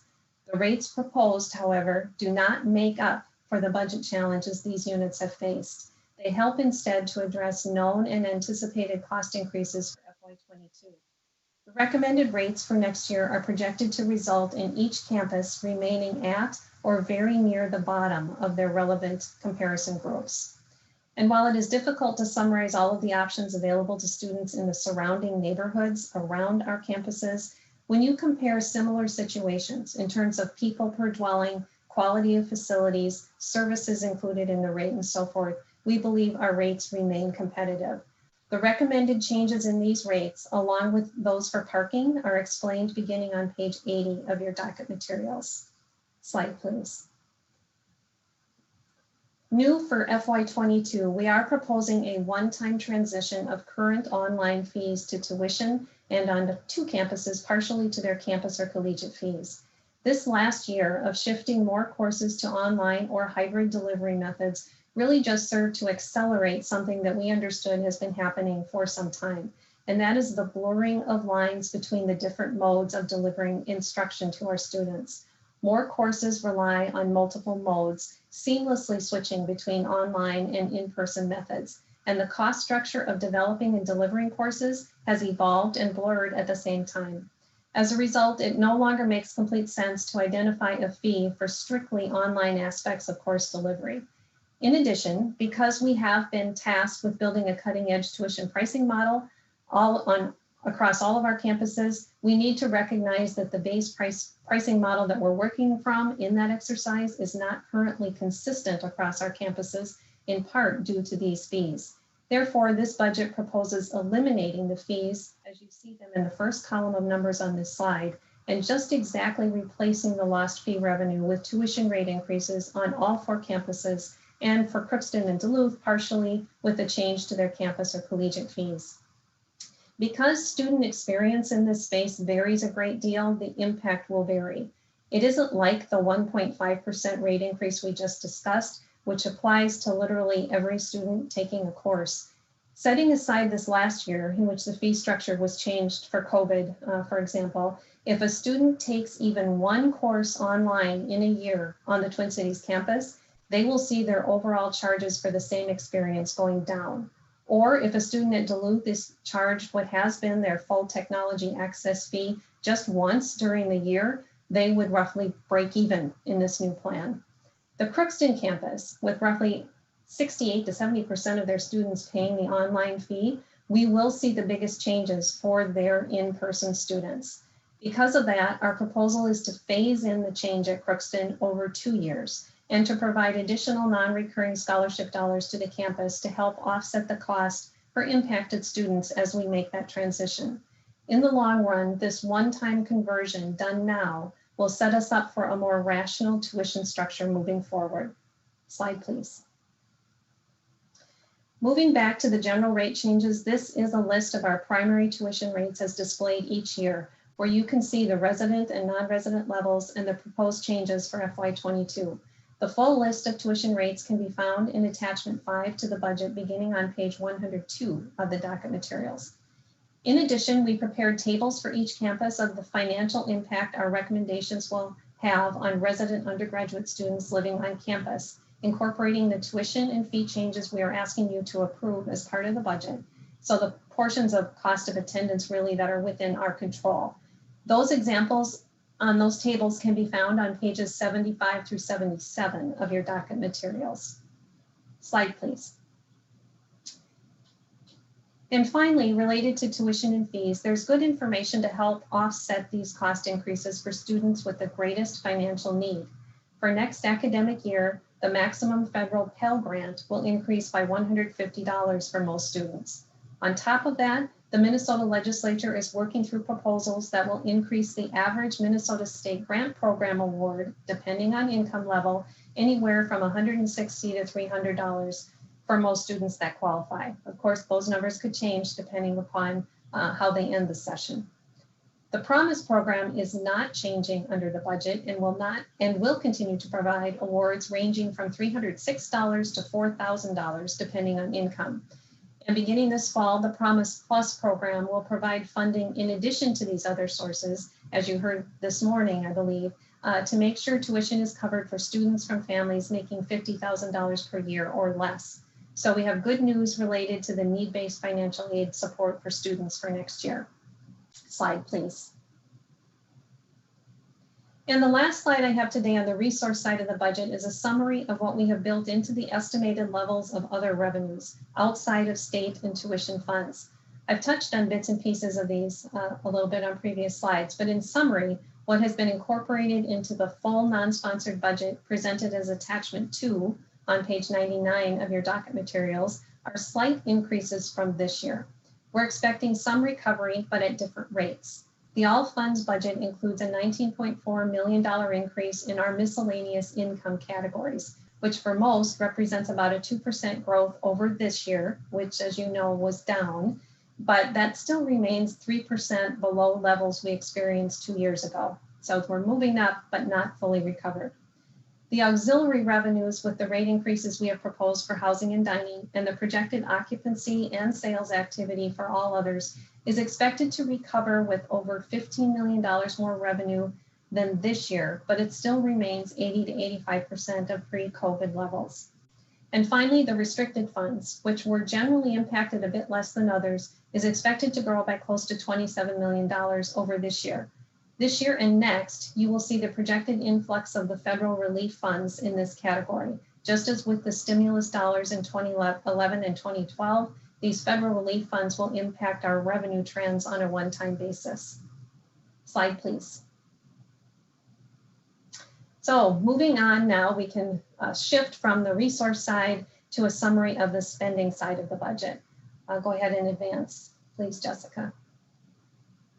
Total expenditures of roughly $4 billion are estimated to be essentially equal to revenues, and they are displayed here by functional category on the left side of the slide. The distribution across these categories really doesn't change appreciably from year to year, but there are a few items of note in these numbers and the changes compared to FY21. First, outside of salary and fringe categories, the expenditure side of the budget was not as impacted over the last 16 months as the revenue side of the budget. At the institutional level, there were small decreases in some non-compensation categories of spending, but those small decreases were also offset by required increases in spending for activities that continued and sometimes grew. Second, however, the expenditures for compensation did drop in FY21 in particular due to the furlough temporary pay reduction program and the hiring freeze and even the RIO. So the FY21 base over which FY22 is growing was artificially low due to those one-time large impacts. As a result, the growth over FY21 looks higher than normal or higher than inflation might be, but that higher rate of annual growth over 3% really doesn't reflect an increase over our ongoing base, and it actually reflects a slow ramp up to normal levels of spending. Third, you will not see direct evidence of the proposed internal spending cuts by looking at the total projected spending in attachment 2. That's because there are offsets. Some costs are projected to increase, plus a good portion of the planned reduced spending is intended as a reallocation to spending on other things in the budget, on the investment side, including compensation increases. And finally, the projections of sponsored grant activity with a growth rate of 8% in recognized revenue and spending is driving a good portion of that overall increase. Slide, please. The next several slides speak to the investments recommended within this budget, and the largest category of new investment is support for initiatives to advance the system-wide strategic plan. There are 3 different ways we have planned for this investment. First, as mentioned earlier, as part of our proposal to the state for an increase of $15.5 million next year, we said we would invest $7.5 million of that in the 3 intersections initiatives within the plan. So that's incorporated here as bucket 1, if you will. Second, we have identified newly available resources in units to direct to new priority initiatives that directly tie to the goals and impacts of MPACT 2025. That $19.1 million of unit level resources is bucket 2. And finally, we have carved out additional resources to create a $5 million central pool to supplement the above, to address the plan's goals from a broader perspective, to leverage what the units are proposing and to achieve more. Each of these 3 buckets is recurring funding, so it can be committed to ongoing initiatives, or it can be used across years to fund startups and provide seed funding for a revolving set of plans and initiatives over time. Slide, please. In addition to the strategic plan investments, this budget provides funding for a set of other non-compensation items. As I mentioned earlier, there are ongoing impacts of the pandemic, which shows up primarily in the reduction to tuition revenue compared to budget experienced by this year experienced this year by 19 units. Generally, this loss of revenue is largely driven by a reduction in enrollment and or a change in the mix of students. In many cases, we are estimating a rebound in enrollment this fall, and that gain in revenue shows up as part of the FY22 tuition revenue increase, that $13.6 million highlighted earlier. But as we manage budgets, this $25.6 million was planned on to support recurring costs in the current year. So because it isn't there, that means that loss must be offset by the resource changes for FY22, including the new tuition revenue and the planned internal spending reductions. This dip in revenue will be with us for a number of years, so we treat it as a recurring loss and address it with recurring solutions. To a much lesser degree, this situation exists every year for at least a few units, and we have handled it the same way in each approved budget. This year, it's just a much larger number requiring more widespread actions to address it. In addition to those tuition shortfalls, this budget includes cost items and support actions that are part of normal operations. And this aspect shows up in the list of investments included as attachment 1 to the budget, pages 97 and 98 of your docket materials. The President is recommending recurring investments of $11.8 million to support a variety of needs throughout the institution. $7.2 million of that total is recommended to cover known and projected increased costs for our software licensing and maintenance agreements and facility-related items, including utilities, the operating costs of newly opened space, debt service, and leases. And the final $4.6 million here, which is a relatively low number compared to recent years, is recommended to address basic operating needs in units. These items are listed along with the tuition shortfall total and the strategic plan investment buckets on attachment 1 to the budget. Slide, please. And the final investment category for FY22 is compensation. The recommended budget for FY22 incorporates funding for a general salary pool increase of 1.5%. Negotiations with our labor unions are ongoing, but outside of that process, the President recommends the 1.5% be implemented across the board. As shown here, with the exception of the non-faculty bargaining units this last year, the university has implemented salary freezes 3 times since FY10. The first 2, in FY10 and 12, were in response to significant cuts in our state appropriation. And of course, the freeze this year was in response to the financial impacts of COVID-19. In between the freezes, the university generally funded increases in the range of inflation at 2 to 2.5%. The increase proposed for FY22 is below the projected level of inflation, but we feel is responsible given the projected phasing back to what we hope will be normal or even enhanced levels of operation when we get past FY22.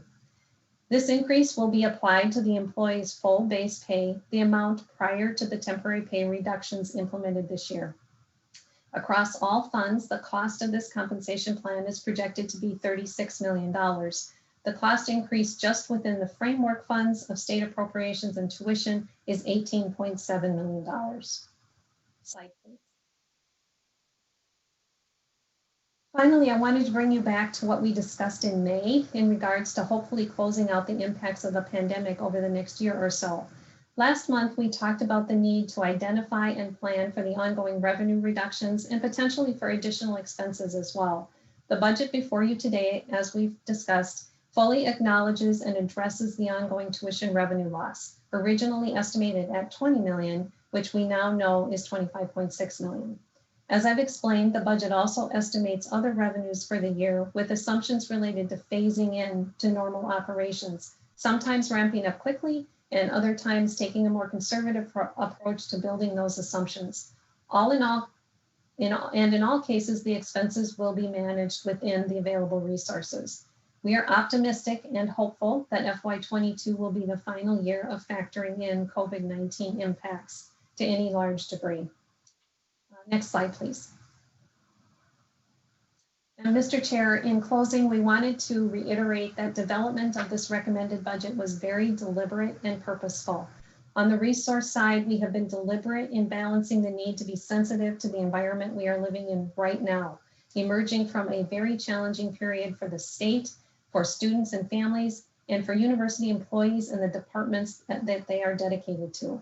We're balancing those considerations with the recognition that the university's strength is in the work of its excellent departments, which must be supported and enhanced and advanced.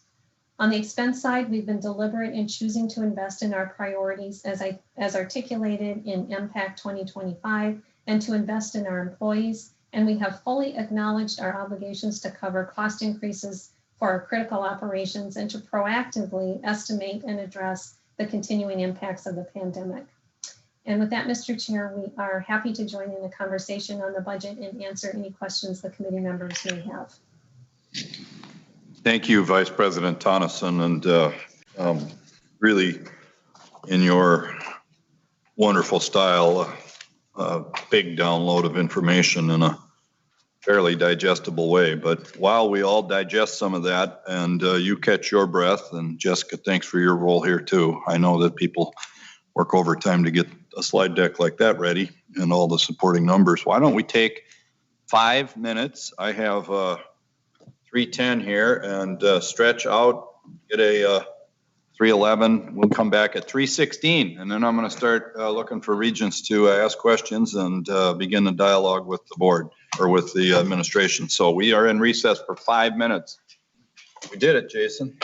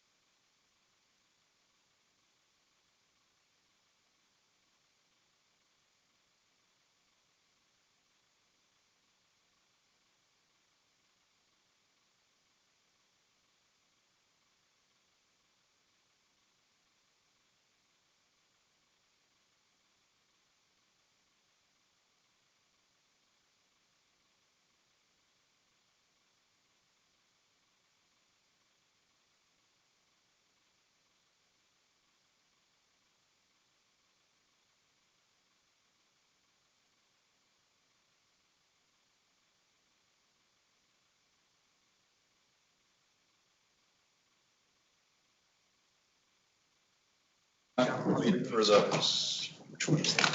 right, we are live again. Welcome back to all those joining us remotely. And those here, we closed just before the break with thank you to the team in Senior Vice President Fran's shop for setting us up for a robust dialogue now about the budget. And I'm looking for our regents who want to kick us off in this space. Regent Powell. Well, thank you. Thank you, Chair McMillan, and thank you, Julie, for another remarkable presentation that makes complicated things simple, and somehow you never lose the thread. So here's the question, or a question that I have. The level of reallocation in this budget is very strikingly high. I mean, it's one of the highest numbers that we've ever seen, and I'm assuming that that is in part due to the RIO program and position eliminations and that sort of thing. And we need that high level of reallocation to, I think, in part to cover the carryover and lingering effects of COVID. So I guess the question is that the correct logic? And what's the long-term level of reallocation? I mean, so we have sort of a one-time bump here that helps us, but what's the long-term level of reallocation that we're assuming, you know, after this coming year? Vice President Tonneson. Chair McMillan, Regent Powell, first let me answer your first question, which is yes, that is the right way to think about it. This is a significantly higher amount. I tend to think about it that a level of reallocation combined with the state appropriation increase and the tuition revenue change we're projecting are necessary to pay for, as you mentioned, the lingering impacts of the pandemic, but also to provide the increased investment for the strategic plan and the compensation increases. So it is a combination of those things. But if you think about that, the lingering impact of the pandemic is probably 20 million more than we normally see as a tuition revenue. That's really driving a big piece of it. So yes, you are correct in that way of interpreting it. I can respond going forward, and perhaps Senior Vice President Franz or President Gabel would want to add to this, but I will tell you that our sort of normal rate of internal reallocation without one of those external shocks on the budget can be around a 1%. We've done 0.75, 1, 1.25, right around there as sort of a normal course of business. But perhaps, as I mentioned, others would like to respond to the future plans on that. Okay, thank you. Yeah, Senior Vice President Franz, and one way to frame it might be the average savings under operational excellence, right? From 13 to 19 is another option. Yeah, thank you, Mr. Chair. I think, yeah, it is an excellent point of view and question, Chair Powell. I think one of the interesting aspects, I mean, this is somewhat akin to what happened with the Great Recession for those of us who remember, and when you're in your business model, how things drastically changed so much after that. And we're seeing some of the same opportunities now.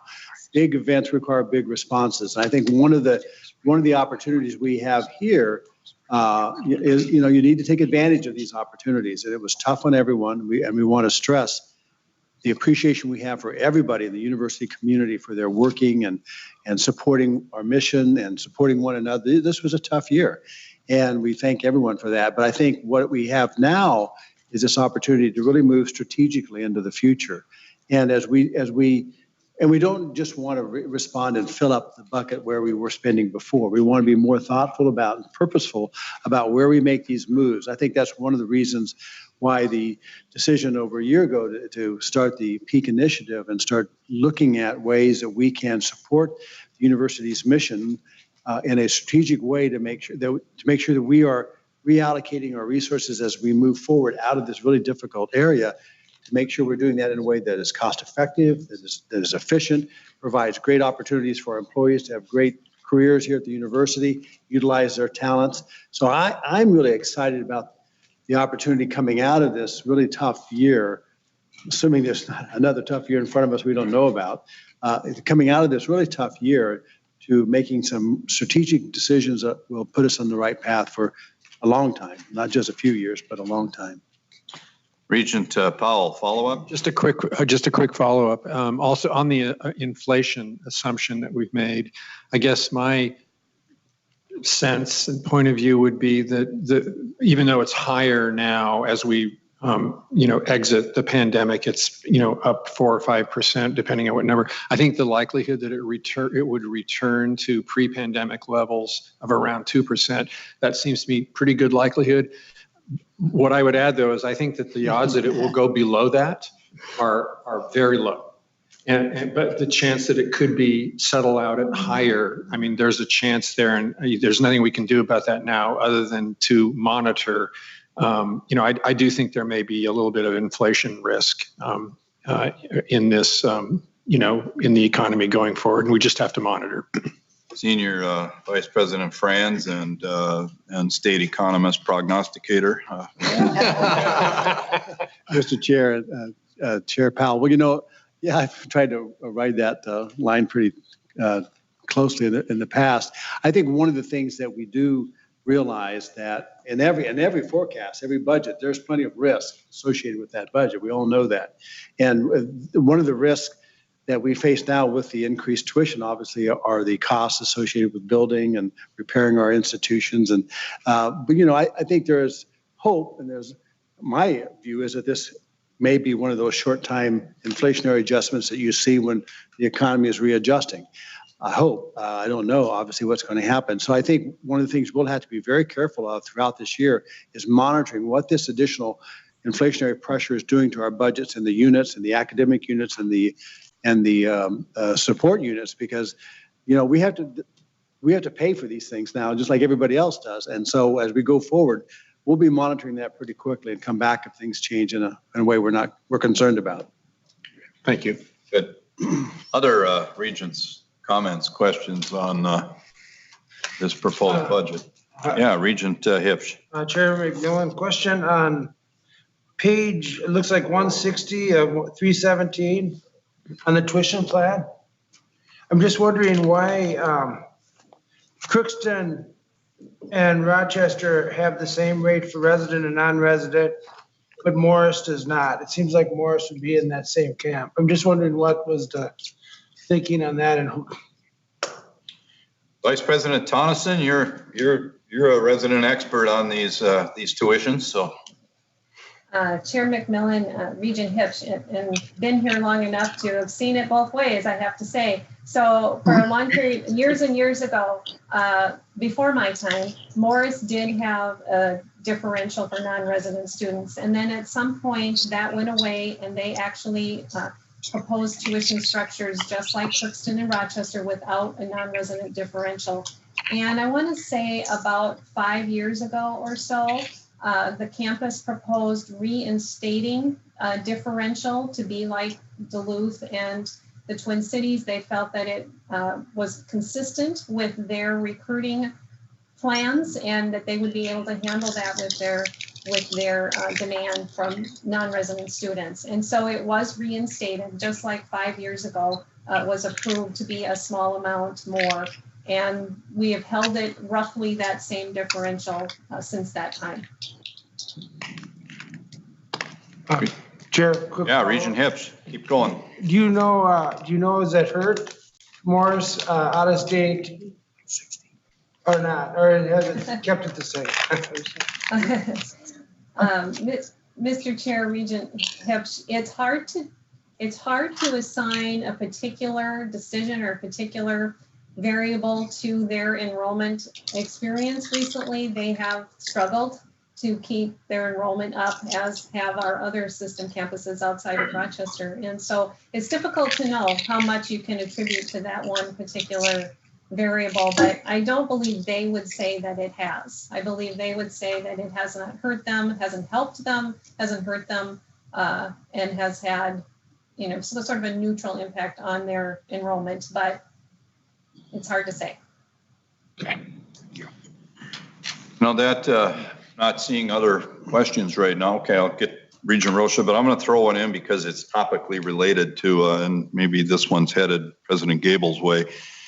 As I look at our efforts to demystify and that's not the right word, but perhaps put more transparency into some of the fees and combining them with tuition.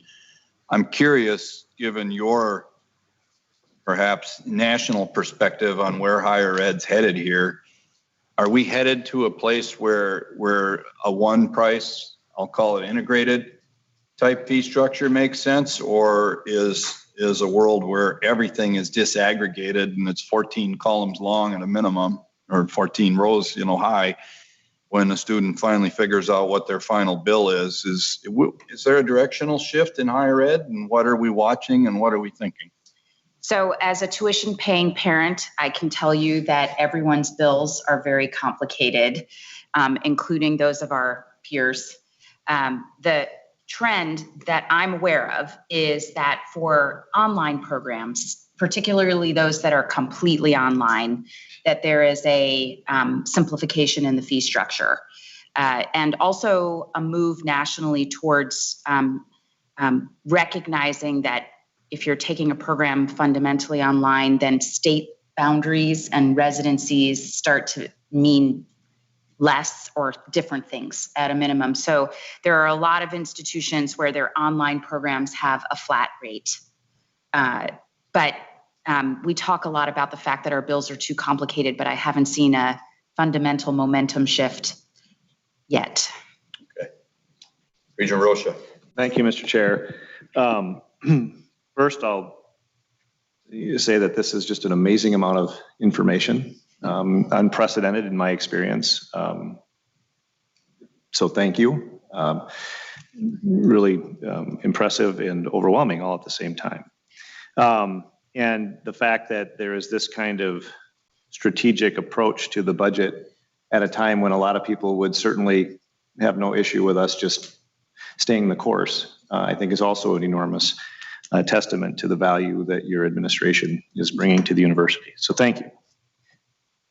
Now for the old song and dance that you're used to from me. What was it? The third time? Where's Simon and Garfunkel? That's right. That's right. Yeah. Hello, tuition increases. So the challenge that I have is, just to kind of put this in context, and I know we've had some sort of social dialogue about kind of where we are rate-wise, and we can have discussions, and maybe we will when we get into sort of a retreat type setting or something, to talk about how do we really talk about who our peers are and how we measure them. I'm very focused on the Midwest and what's happening with our borders and so on. Because comparing it to a California school that has a 1.6 or 1.8 or 2.1 in the Bay Area CPI by comparison, it's really hard, because you can move those around and get a lot of different results. Because when you look at what the states that surround us are doing, a 1.5% increase here is really the equivalent of a 2.25% increase there, because they're starting from a lower starting point. And so for me, that's still going to be a challenge for me to be able to approve a tuition increase at a time when certainly across the board people are feeling the effects. People within the institution are feeling effects, but I understand that that's a lot of revenue, and that's, if we're going to make improvements in certain areas, you have to have it. But for me, and when I think about quality public education, that's also affordable. If you go back to the original 1851 charter, there were plans of it being tuition free for residents of the state. Well, we've obviously not achieved that yet, and it seems unlikely, at least during the remainder of this term on the board for me. But that being said, is to get me to a point where I would start to support tuition increases of any variety, I really need to understand better why we are at where we are. What are the sort of undeniable and unavoidable conditions that would make a Minnesota resident pay substantially more than a North Dakota resident pays at North Dakota, Wisconsin, and so on. So just putting it out there that's the mindset that I bring as a member of this board, to wanting to really try to pull back on that impact. And I know we've got a lot of programs in place, and being formed by my prior experience, We didn't differentiate between students based on family circumstances nearly as much as we do now, because we're taxing people on money that their family has that they don't necessarily have. And, those are challenges for me. So just want to point out that as we talk about the tuition circumstance and the impact on that marketplace for us, that mission that we have, that fundamental mission, that I would be more comfortable slowing down on some of the improvements if it helps us get back into an affordability, improve affordability, and that relationship that we have with the state and the support that it comes from it and so on. So I'm one of 12, but that's the way I view it. So thank you for listening. Perhaps some good fodder there for conversation and dialogue as we go forward and into retreats. I'm going to share a perspective now that Regent Rocha has raised, how, and all of us are thinking about tuition, but I'm thinking about this 1.5% tuition, worried that what impact does it have on some of our most cost or price competitive, not cost, price competitive campuses. Duluth, if you will, that's competing head on with Mankato and North Dakota State and others and Crookston and Morris. But so I worry about it in that sense, and I would prefer we didn't have one. I guess I'm, in a relative sense, I'm very glad we're talking about numbers like this and not 3 or 4. That would be a whole different world. But here's the key things, and this is a great dialogue, one we have to have, but I think about the 1.5% tuition in a more favorable light when I hear things and see things like $50 million of reallocation, historically high since the years when we were disinvesting as a state and reducing our allocation. I think about historically low head counts that aren't sustainable. We're going to hear more about how we're going to deal with that, but it certainly reduces cost. And then what I think is a fairly modest pay increase. And the slide that Julie put up with the over time with 3 freezes in there, it just feels like this is a hot supply constrained labor market. And that's a bit of a dangerous time to be on the low end, but I certainly would not support a bigger pay increase. So as I juggle all that stuff, a supply constrained labor market, headcounts that this administration has brought to historically low levels and historically high levels of reallocation, and then hanging around the edge of all that is a very serious and unresolved fiscal situation in our athletic department. We're going to talk more about, but those lead me to a place where I can start getting my head around a tuition increase. I don't like it, but I can get there. So for what it's worth, if it spurs further conversation, that's the way I'm thinking about this as we start to, noodle on this for the next 2 weeks before we come back with action before us. And hopefully the other end of University Avenue will have finished their business and Myron's team can put final numbers to all this. But anyway, that's just this region's view of it. I appreciated yours, Regent Rocha. Nothing we want to talk about in terms of raising tuition, but I'm thinking about it that way. Comments, others? Regent Swiggum. Well, Mr. Chairman, maybe from my perspective, to help you a little bit, and everybody would like to keep a tuition increase at 0, I'm sure. Maybe some would even like to reduce it, I'm guessing. But in a reasonableness, Mr. Chairman, when you look at 1.5%, and the push points here are what? Tuition increase, 1.5, needed faculty and staff increases. I mean, our faculty and staff have really cooperated and helped us out the last year and a half. I mean, they've been very, very understanding in the shared governance. The loan for athletics, you put those push points together with the need for investment and enhancing the plan of President Gables for 2025, the investments that are necessary there. The COVID consequences, you put that all together, Mr. Chairman, and it seems reasonable. As inflation, depending upon who you're believing, they'll say between 2.2 and 4.2%, depending upon what group you're looking at for their inflation increases right now. So 1.5 all the way around looks reasonable. And Mr. Chairman, I'd like to give you comfort in that word.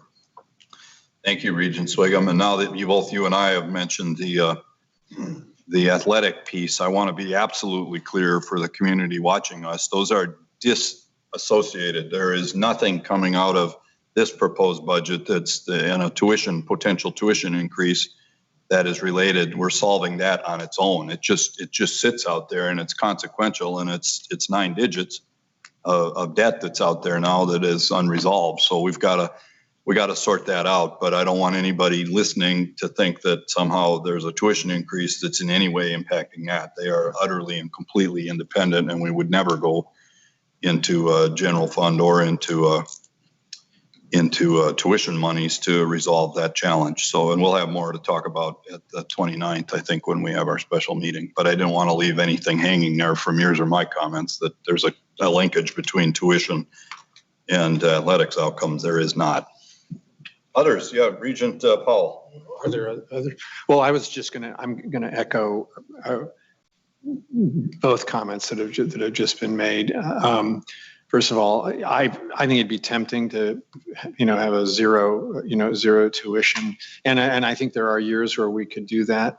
The reason I hesitate to do that is because I think the reality is that our costs go up. I mean, there is inflation in our cost basis, and it's inexorable. It happens every year. And so I don't think that the zero concept is sustainable for us. And so I'd rather have a little bit every year below the rate of inflation. I think we can, look at our fellow, citizens of the state in the eye and say, look, we're keeping it below the rate of inflation, and it's a great university. So I'd feel better, frankly, if we were at 1%. And like you, Chair McMillan, and I'd feel a little better if we were at 2 on the salaries, because I think that's where inflation's going to fall. But that we've ended up at 1.5 and 1.5, I think is certainly in the lane for me, and I think it can work. Thanks. Chairman, Regent Swigum, and then I've got Regent Farnsworth. Just to clarify one thing, again, for the listening audience, to Chairman Powell, the 1.5 and 1.5, even though they're the same number, they're not related. I know. They're not directly related. I know. Regent Farnsworth. Thanks, Chair McMillan. I just wanted to circle back to something you had actually said about fees and that conversation kind of around nationwide fee modeling and where that may be headed. I think there has always been a sensitivity around fees for students, as Provost Croson and I have talked about at length, and others. And I think there's a heightened sensitivity of fees that we've seen from students during the university pivoting during the pandemic, and fees in relation to services and an adjustment from the student body. But I think what's proposed here in terms of streamlining fees and the elimination of online fees in context of harnessing the lessons that we've learned about how our institution's been operating through the pandemic, and then kind of lessons learned and how we embrace and the prevalence of online learning. I think we're headed in the right direction with this fee conversation, and this seems like the right approach. So just as someone who's paid the fees for many years, or not, I guess, recently, and understand kind of the way that, or at least have my personal insight into the way that the student body views fees in relation to services. I think, barring some feedback here between now and the 29th and whatever else, this approach with fees seems really right on. So thank you. Good. Thank you. I see from the cyberspace that our colleague Regent Kenyanya has a question or something. All right. Thank you very much, Mr. Chair. Really good discussion here, and as tempting as it is, I won't reiterate things that have been said, but a lot of things there. My question is for AVP Thompson. Comment you made about an hour ago, it feels like at this point. And I don't fully remember it, but hopefully I can jog your memory. You were talking about how this budget addresses units that have reoccurring or perennial tuition shortfalls.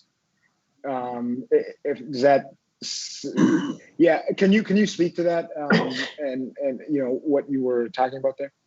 Sure. Vice President Tonneson. Chair McMillan, sorry, Regent Kenyanya. That's it. It's like being called Chair Powell here. Totally getting ahead of myself. Yes, so what I was trying to explain is that every year we do have units, we have units whose tuition comes in below budget. And so every year what we do is say, all right, we have to replace that because during the budget development, we plan to spend that on recurring things. And since it isn't here, we have to then make adjustments in next year's budget to cover that hole. And that's what we do every year. And in most years, that number is small. It's, maybe under $5 million. It's a small number in the budget. This year, it's $26 million. And the reason is because 19 of our tuition generating units are coming in below budget because of COVID, in large part. I mean, that's what we believe it's from. Because if you remember going all the way back a year ago, the budget we proposed was already a reduced tuition budget. We assumed reductions in enrollment, but they actually fell even further. And we had more shifts between resident and non-resident than we anticipated. So what I was trying to say is that we have to solve for that hole in next year's budget, which we are doing. So that's why it shows up as kind of an expense in the budget, is because there's a hole that we have to fill to cover those expenses from this year. And so we're covering those with our tuition rate increase and our reallocations and our state money. So we're covering that cost plus the cost of compensation plus the new strategic plan investments. That's why it's considered a quote cost, is because we are covering this year's expenses that don't have any revenue to support them. Does that make sense? No. Mr. Chair? Yeah, Regent Kenyanya. Yeah, no, it does. It does. You were referring to, I guess, just addressing it in terms of the budget. I thought you had solved those units' tuition issues for us, but I'm now hearing no. But that clarifies it. Yeah, no, I'm sorry. We haven't solved what led to the tuition loss. Yeah. No, I know. Yeah, no, I was joking. That clarifies it. Thank you. Okay, sure. All right, I see Student Representative Koak has a question. Go ahead. Okay. Are you unmuted? Oh, can you hear me now? We can. All right. So this question kind of had it a little earlier, and the question was, does the Promise Plus financial aid only apply to freshmen? And if so, what are other options of financial aid that the university will provide for students? Vice President Tonneson, did you catch that? Yes, Mr. Chair, Student Representative Koak, yes, the Promise Plus program is being phased in. And so the first year of it is for just incoming freshmen. Moving forward, it would not be that. So this is year one, if you want to think about it that way, of a phased in program. All of our other students, our continuing students, are eligible for the other need-based financial aid programs through the federal government, the state, and through the university that they have been in the past. And as I mentioned previously today, some of those they're increasing in value. And this year we will also have the federal relief dollars also for students, which is something this year we haven't had. We had it last year, but that isn't a traditional thing. So that will continue into this year as well. But all the rest of the university programs will continue as they have. Does that answer the question? Yep, thank you. Okay, Regent Mayeron. Yes, I have two questions. They're unrelated, so I'll do one at a time. This budget contemplates a substantially reduced central reserve fund, which, as I understand, has been predominantly drawn down by the pandemic, the impact of the pandemic. So my initial question is, into the future, how do we rebuild back that central reserve? Because we need it for whatever unexpected event may occur down the road. That's my first question.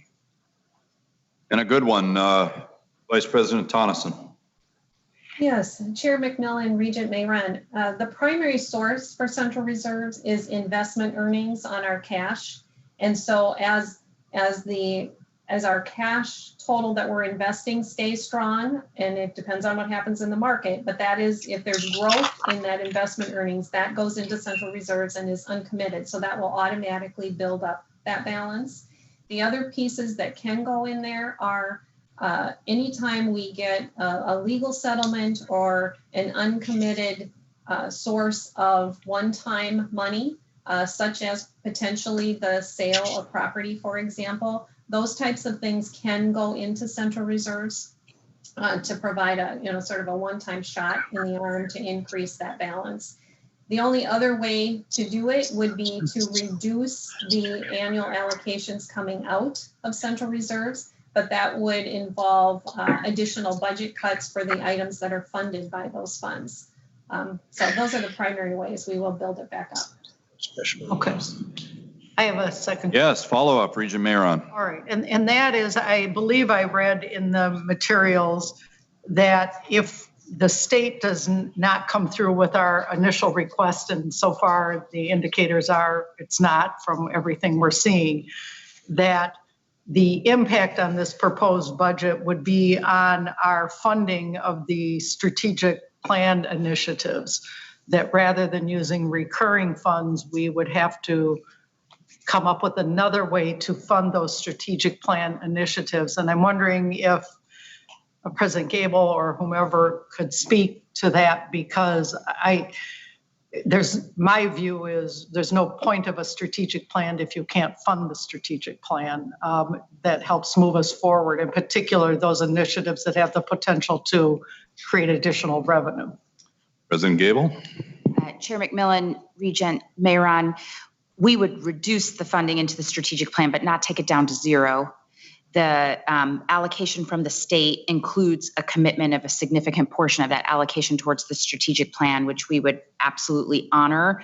And then the largest part of the remaining investment in the strategic plan is from unit level internal reallocation, where they're doing their own work within each college and on each campus towards the goals and commitments of the strategic plan. And we would ask them to do their own internal reallocation with the reduced amount of their commitment. So it's not as if the delta between what we've asked for from the state and what we actually receive would mean that there would be no investment. It means we would have to look to one-time investments in the beginning more than we had hoped to, rather than recurring, and that some of the unit level investments would be harder.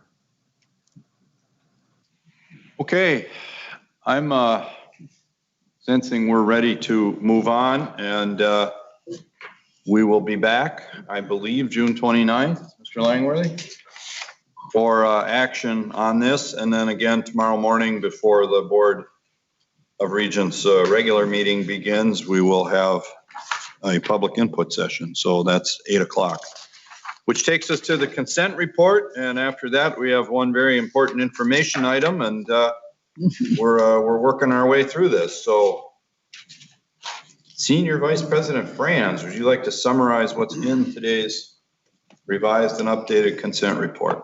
Thank you, Mr. Chair. I would love to. First of all, as we go through the consent report, we should note there are no Central Reserve contingency allocations we have to approve. There are none this month.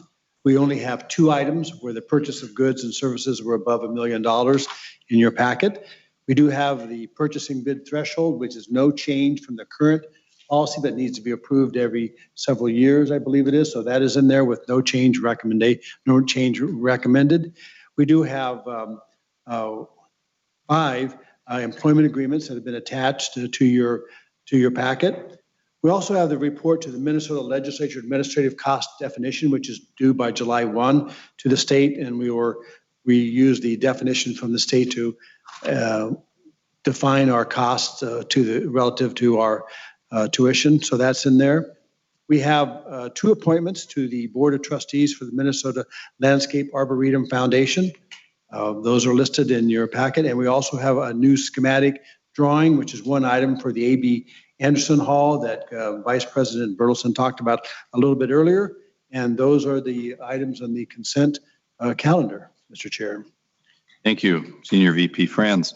So for those of you who are still relatively new to this, as is the case in all committees, when we have a consent report, it's perfectly okay and within normal practice if a region would like to pull anything out for discussion on its own, or you can ask a question about it, and when answered then we'll leave them all together and go forward. So I'm going to stop now and see if people have either a question or some input, or if they would like right away to pull anything out of the consent report. Seeing none, that means that we are going to go forward and act on the consent report just outlined by our Senior Vice President. And voice vote, so, oh, I didn't ask for a motion yet. I'll move it. Thank you. Anybody game for a second? Second. Very good. Okay. Been moved and seconded. Now, anyone want to ask any questions or pull anything out? Seeing none, we'll do a voice vote. All in favor of the consent report? Aye. Opposed? That time I almost waited long enough. Almost. Close. That is unanimously carried, and we now move on to a couple information items, and I will start with Senior Vice President Franz on this one. So, thank you, Mr. Chair. So we have a number of reports. The annual university health benefits and U-Plan performance report is contained here for your information. We have the semi-annual capital project management report that gives you a progress report and challenges we're experiencing in those areas. We have the quarterly asset management report from our investments. We have the quarterly purchasing report from Sue Olson, our controller. We have the investment advisory committee update, and we also have the preliminary 2022 state capital request. Even though this year is sort of not over, we're looking to next year. And the last item that I want to bring up is an overview of the Permanent University Fund, which gives us a description of and a report on the permanent university funds at the university. And I think we've got Vice President Volna here to walk us through that overview. So this is an area near and dear to my heart. Obviously, the district of our congressional district that I represent is full of things that have generated income and revenue for this university over time. And I don't know that we can ever thank those resources enough, but until you spend a few moments understanding the scope and magnitude of what the Permanent University Fund's meant to our Consolidated Endowment Fund, it's a little abstract. And all the regions who just went through the region election process were, I know, quizzed about the Permanent University Fund, but I don't think you saw the backside of that. And that's what Vice President Volna is here to talk about. So let's wind up on this very impressive note to get a sense of what this means to the university. Vice President Volna. Chair McMillan, members of the board, thank you very much. I'm glad to be here. Especially for those of you that are new, I think the chair is correct. The PUF funds can be very confusing. To put it in a little bit of context, one of the other information items that you have is the quarterly asset management report. That's our chief investment officer's report on the endowment of the university. PUF is part of that, and I'll show you that in just a minute here when we get to this. But when we talk about PUF inside the university, it represents our investments and how we use them. When the state talks about PUF lands, they talk about the lands that were granted. The first couple slides, really the big idea here is just that in 1851 and then in 1857, the Congress conveyed two pieces of land to the state of Minnesota for the support of an institution of higher learning.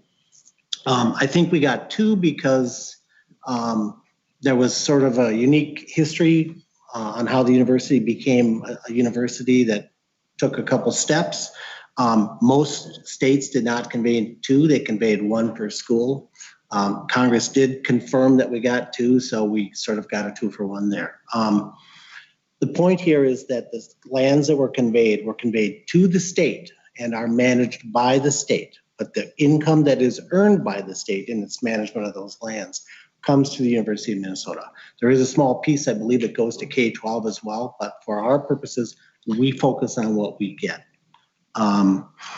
As of 2017, there was about 25,000 acres left of that original 90-some thousand acres that was conveyed to us. They are scattered throughout the state, but a concentration of them are on the Iron Range and in northern Minnesota.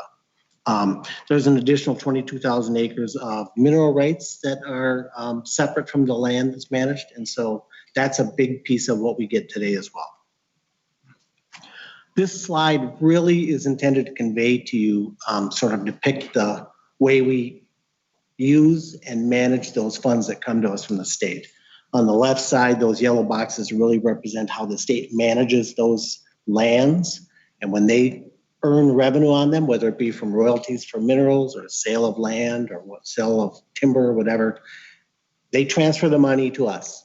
And then we invest it in these 4 blue boxes, which really represent the 4 PUF accounts that we manage. Each one of them has a formula in law. It's always fun as a finance person to see how legislators write mathematical formulas in law. I think I've got it figured out, but for purposes of when it comes over, we manage it and we understand it very well. The next slide really, I think, is the big idea here on these 4 accounts. These 4 accounts are set up to benefit the University of Minnesota and the state of Minnesota, and they are done in 4 different ways. The first account is the endowed chair account. That is the oldest account. It's been around since day 1 of PUF. Those funds are used really to match private money that we raise, which is then used to support professorships and PUF chairs. The second account is the endowed scholarship account. That's probably the one that has the biggest statewide impact, if you want to just talk about kind of how far it ripples. That supports the Iron Range Scholarship Program, and in a minute I'll show you how many students in the state of Minnesota last year got a scholarship from that. The third account is the Mineral Research Account, and that goes to support NRRI. They do a lot of research up there. If you ever get a chance to go and visit that, you really should. It's really an amazing facility.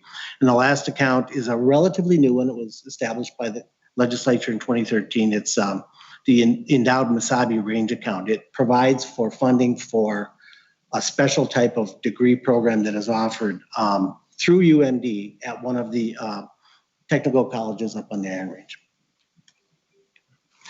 In summary, so when I talked about kind of the dollars and how we manage it within the endowment, this little table just kind of shows you a couple things. One, the first 2 lines tell you how much we got last year from the state managing those lands, and the second line is how much we've gotten in total. And the third line is what it's worth today. And so what this tells me is that the power of compounding is amazing, because we've received $3.1 million of earnings from the state, and it's worth $402 million today. That's what 170 years of compounding will do for you. In total, all of these 4 accounts that we manage inside the endowment represent 42% of that endowment. It's a very big number. It's a very important number. The first account that I mentioned was the PUF chair account. It currently funds 230 different chairs and professorships across the institution.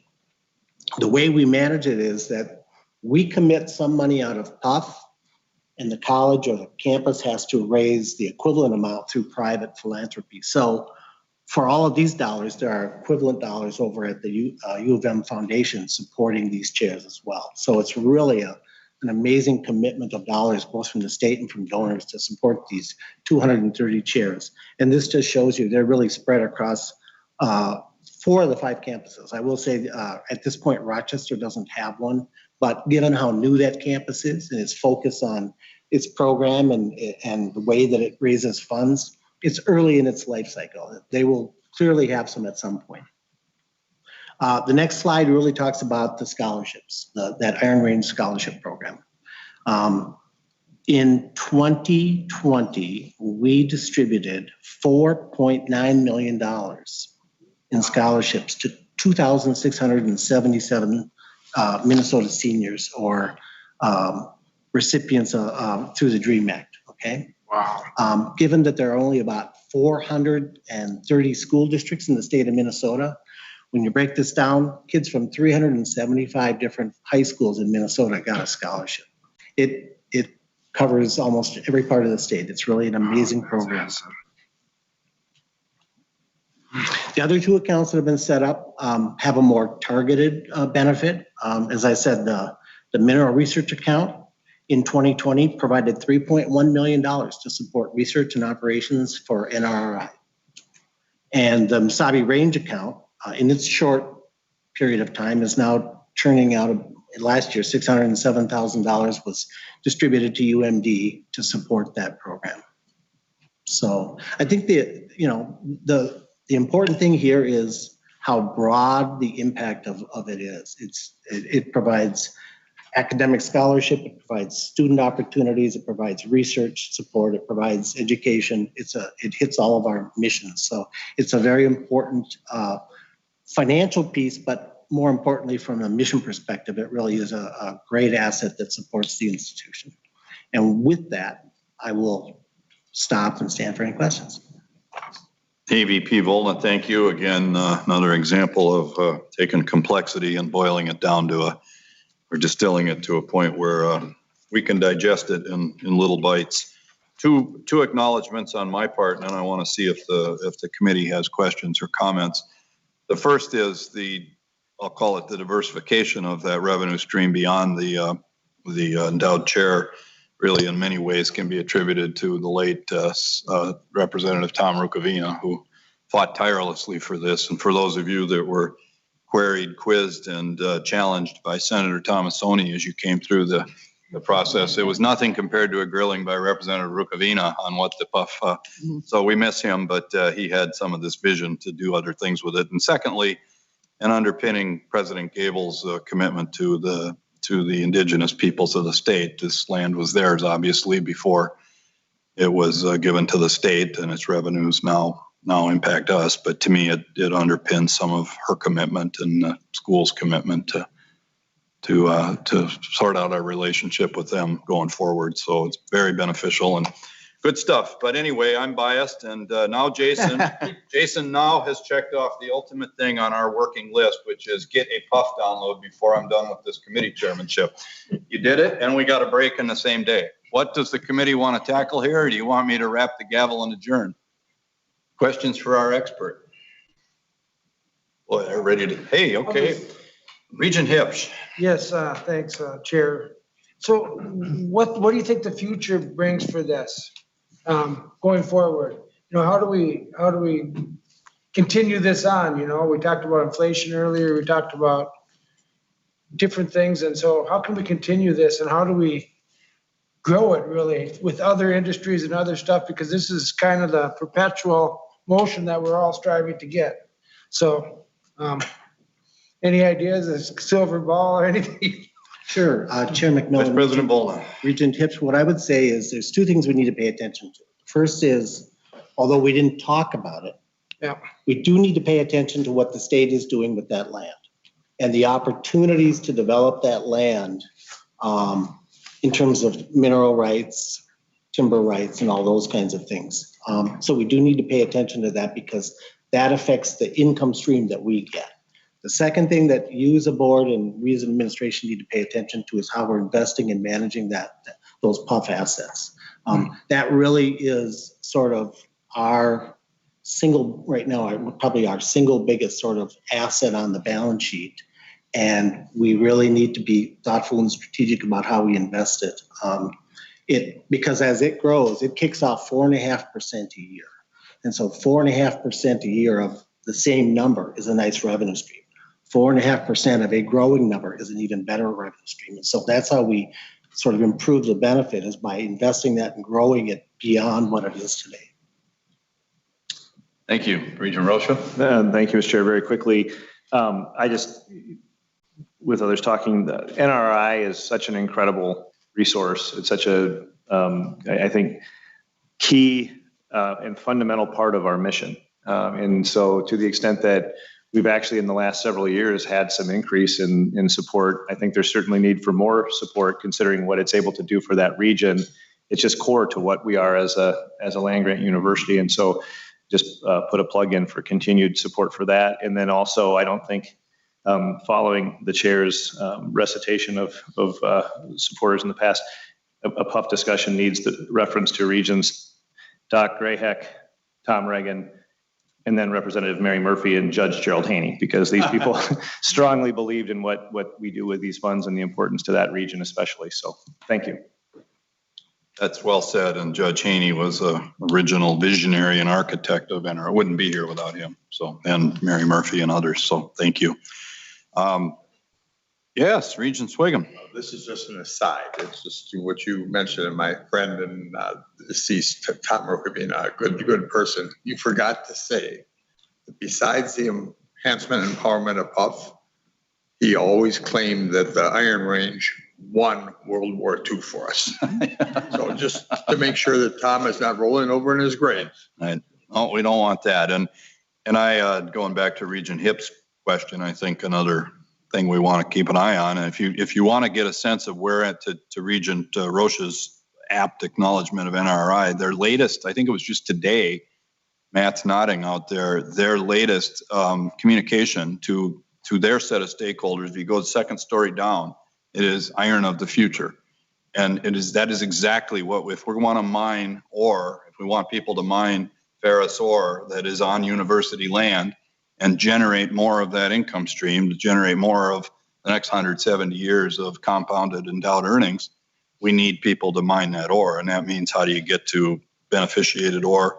How do you get to ore that's deeper and less economic to mine? All that. So dig that up, open it up, and crack that story open, because it answers, I think, in a way, in another step beyond where Vice President Volna went. It answers that question quite nicely. So thanks for indulging Mr. Langworthy and I. Thank you, Regent or Vice President Volna, for that presentation. And I believe, barring any hand signals from you, that we can close ahead of time. That clock's wrong. You look at you. The clock is wrong. I know. No, I know.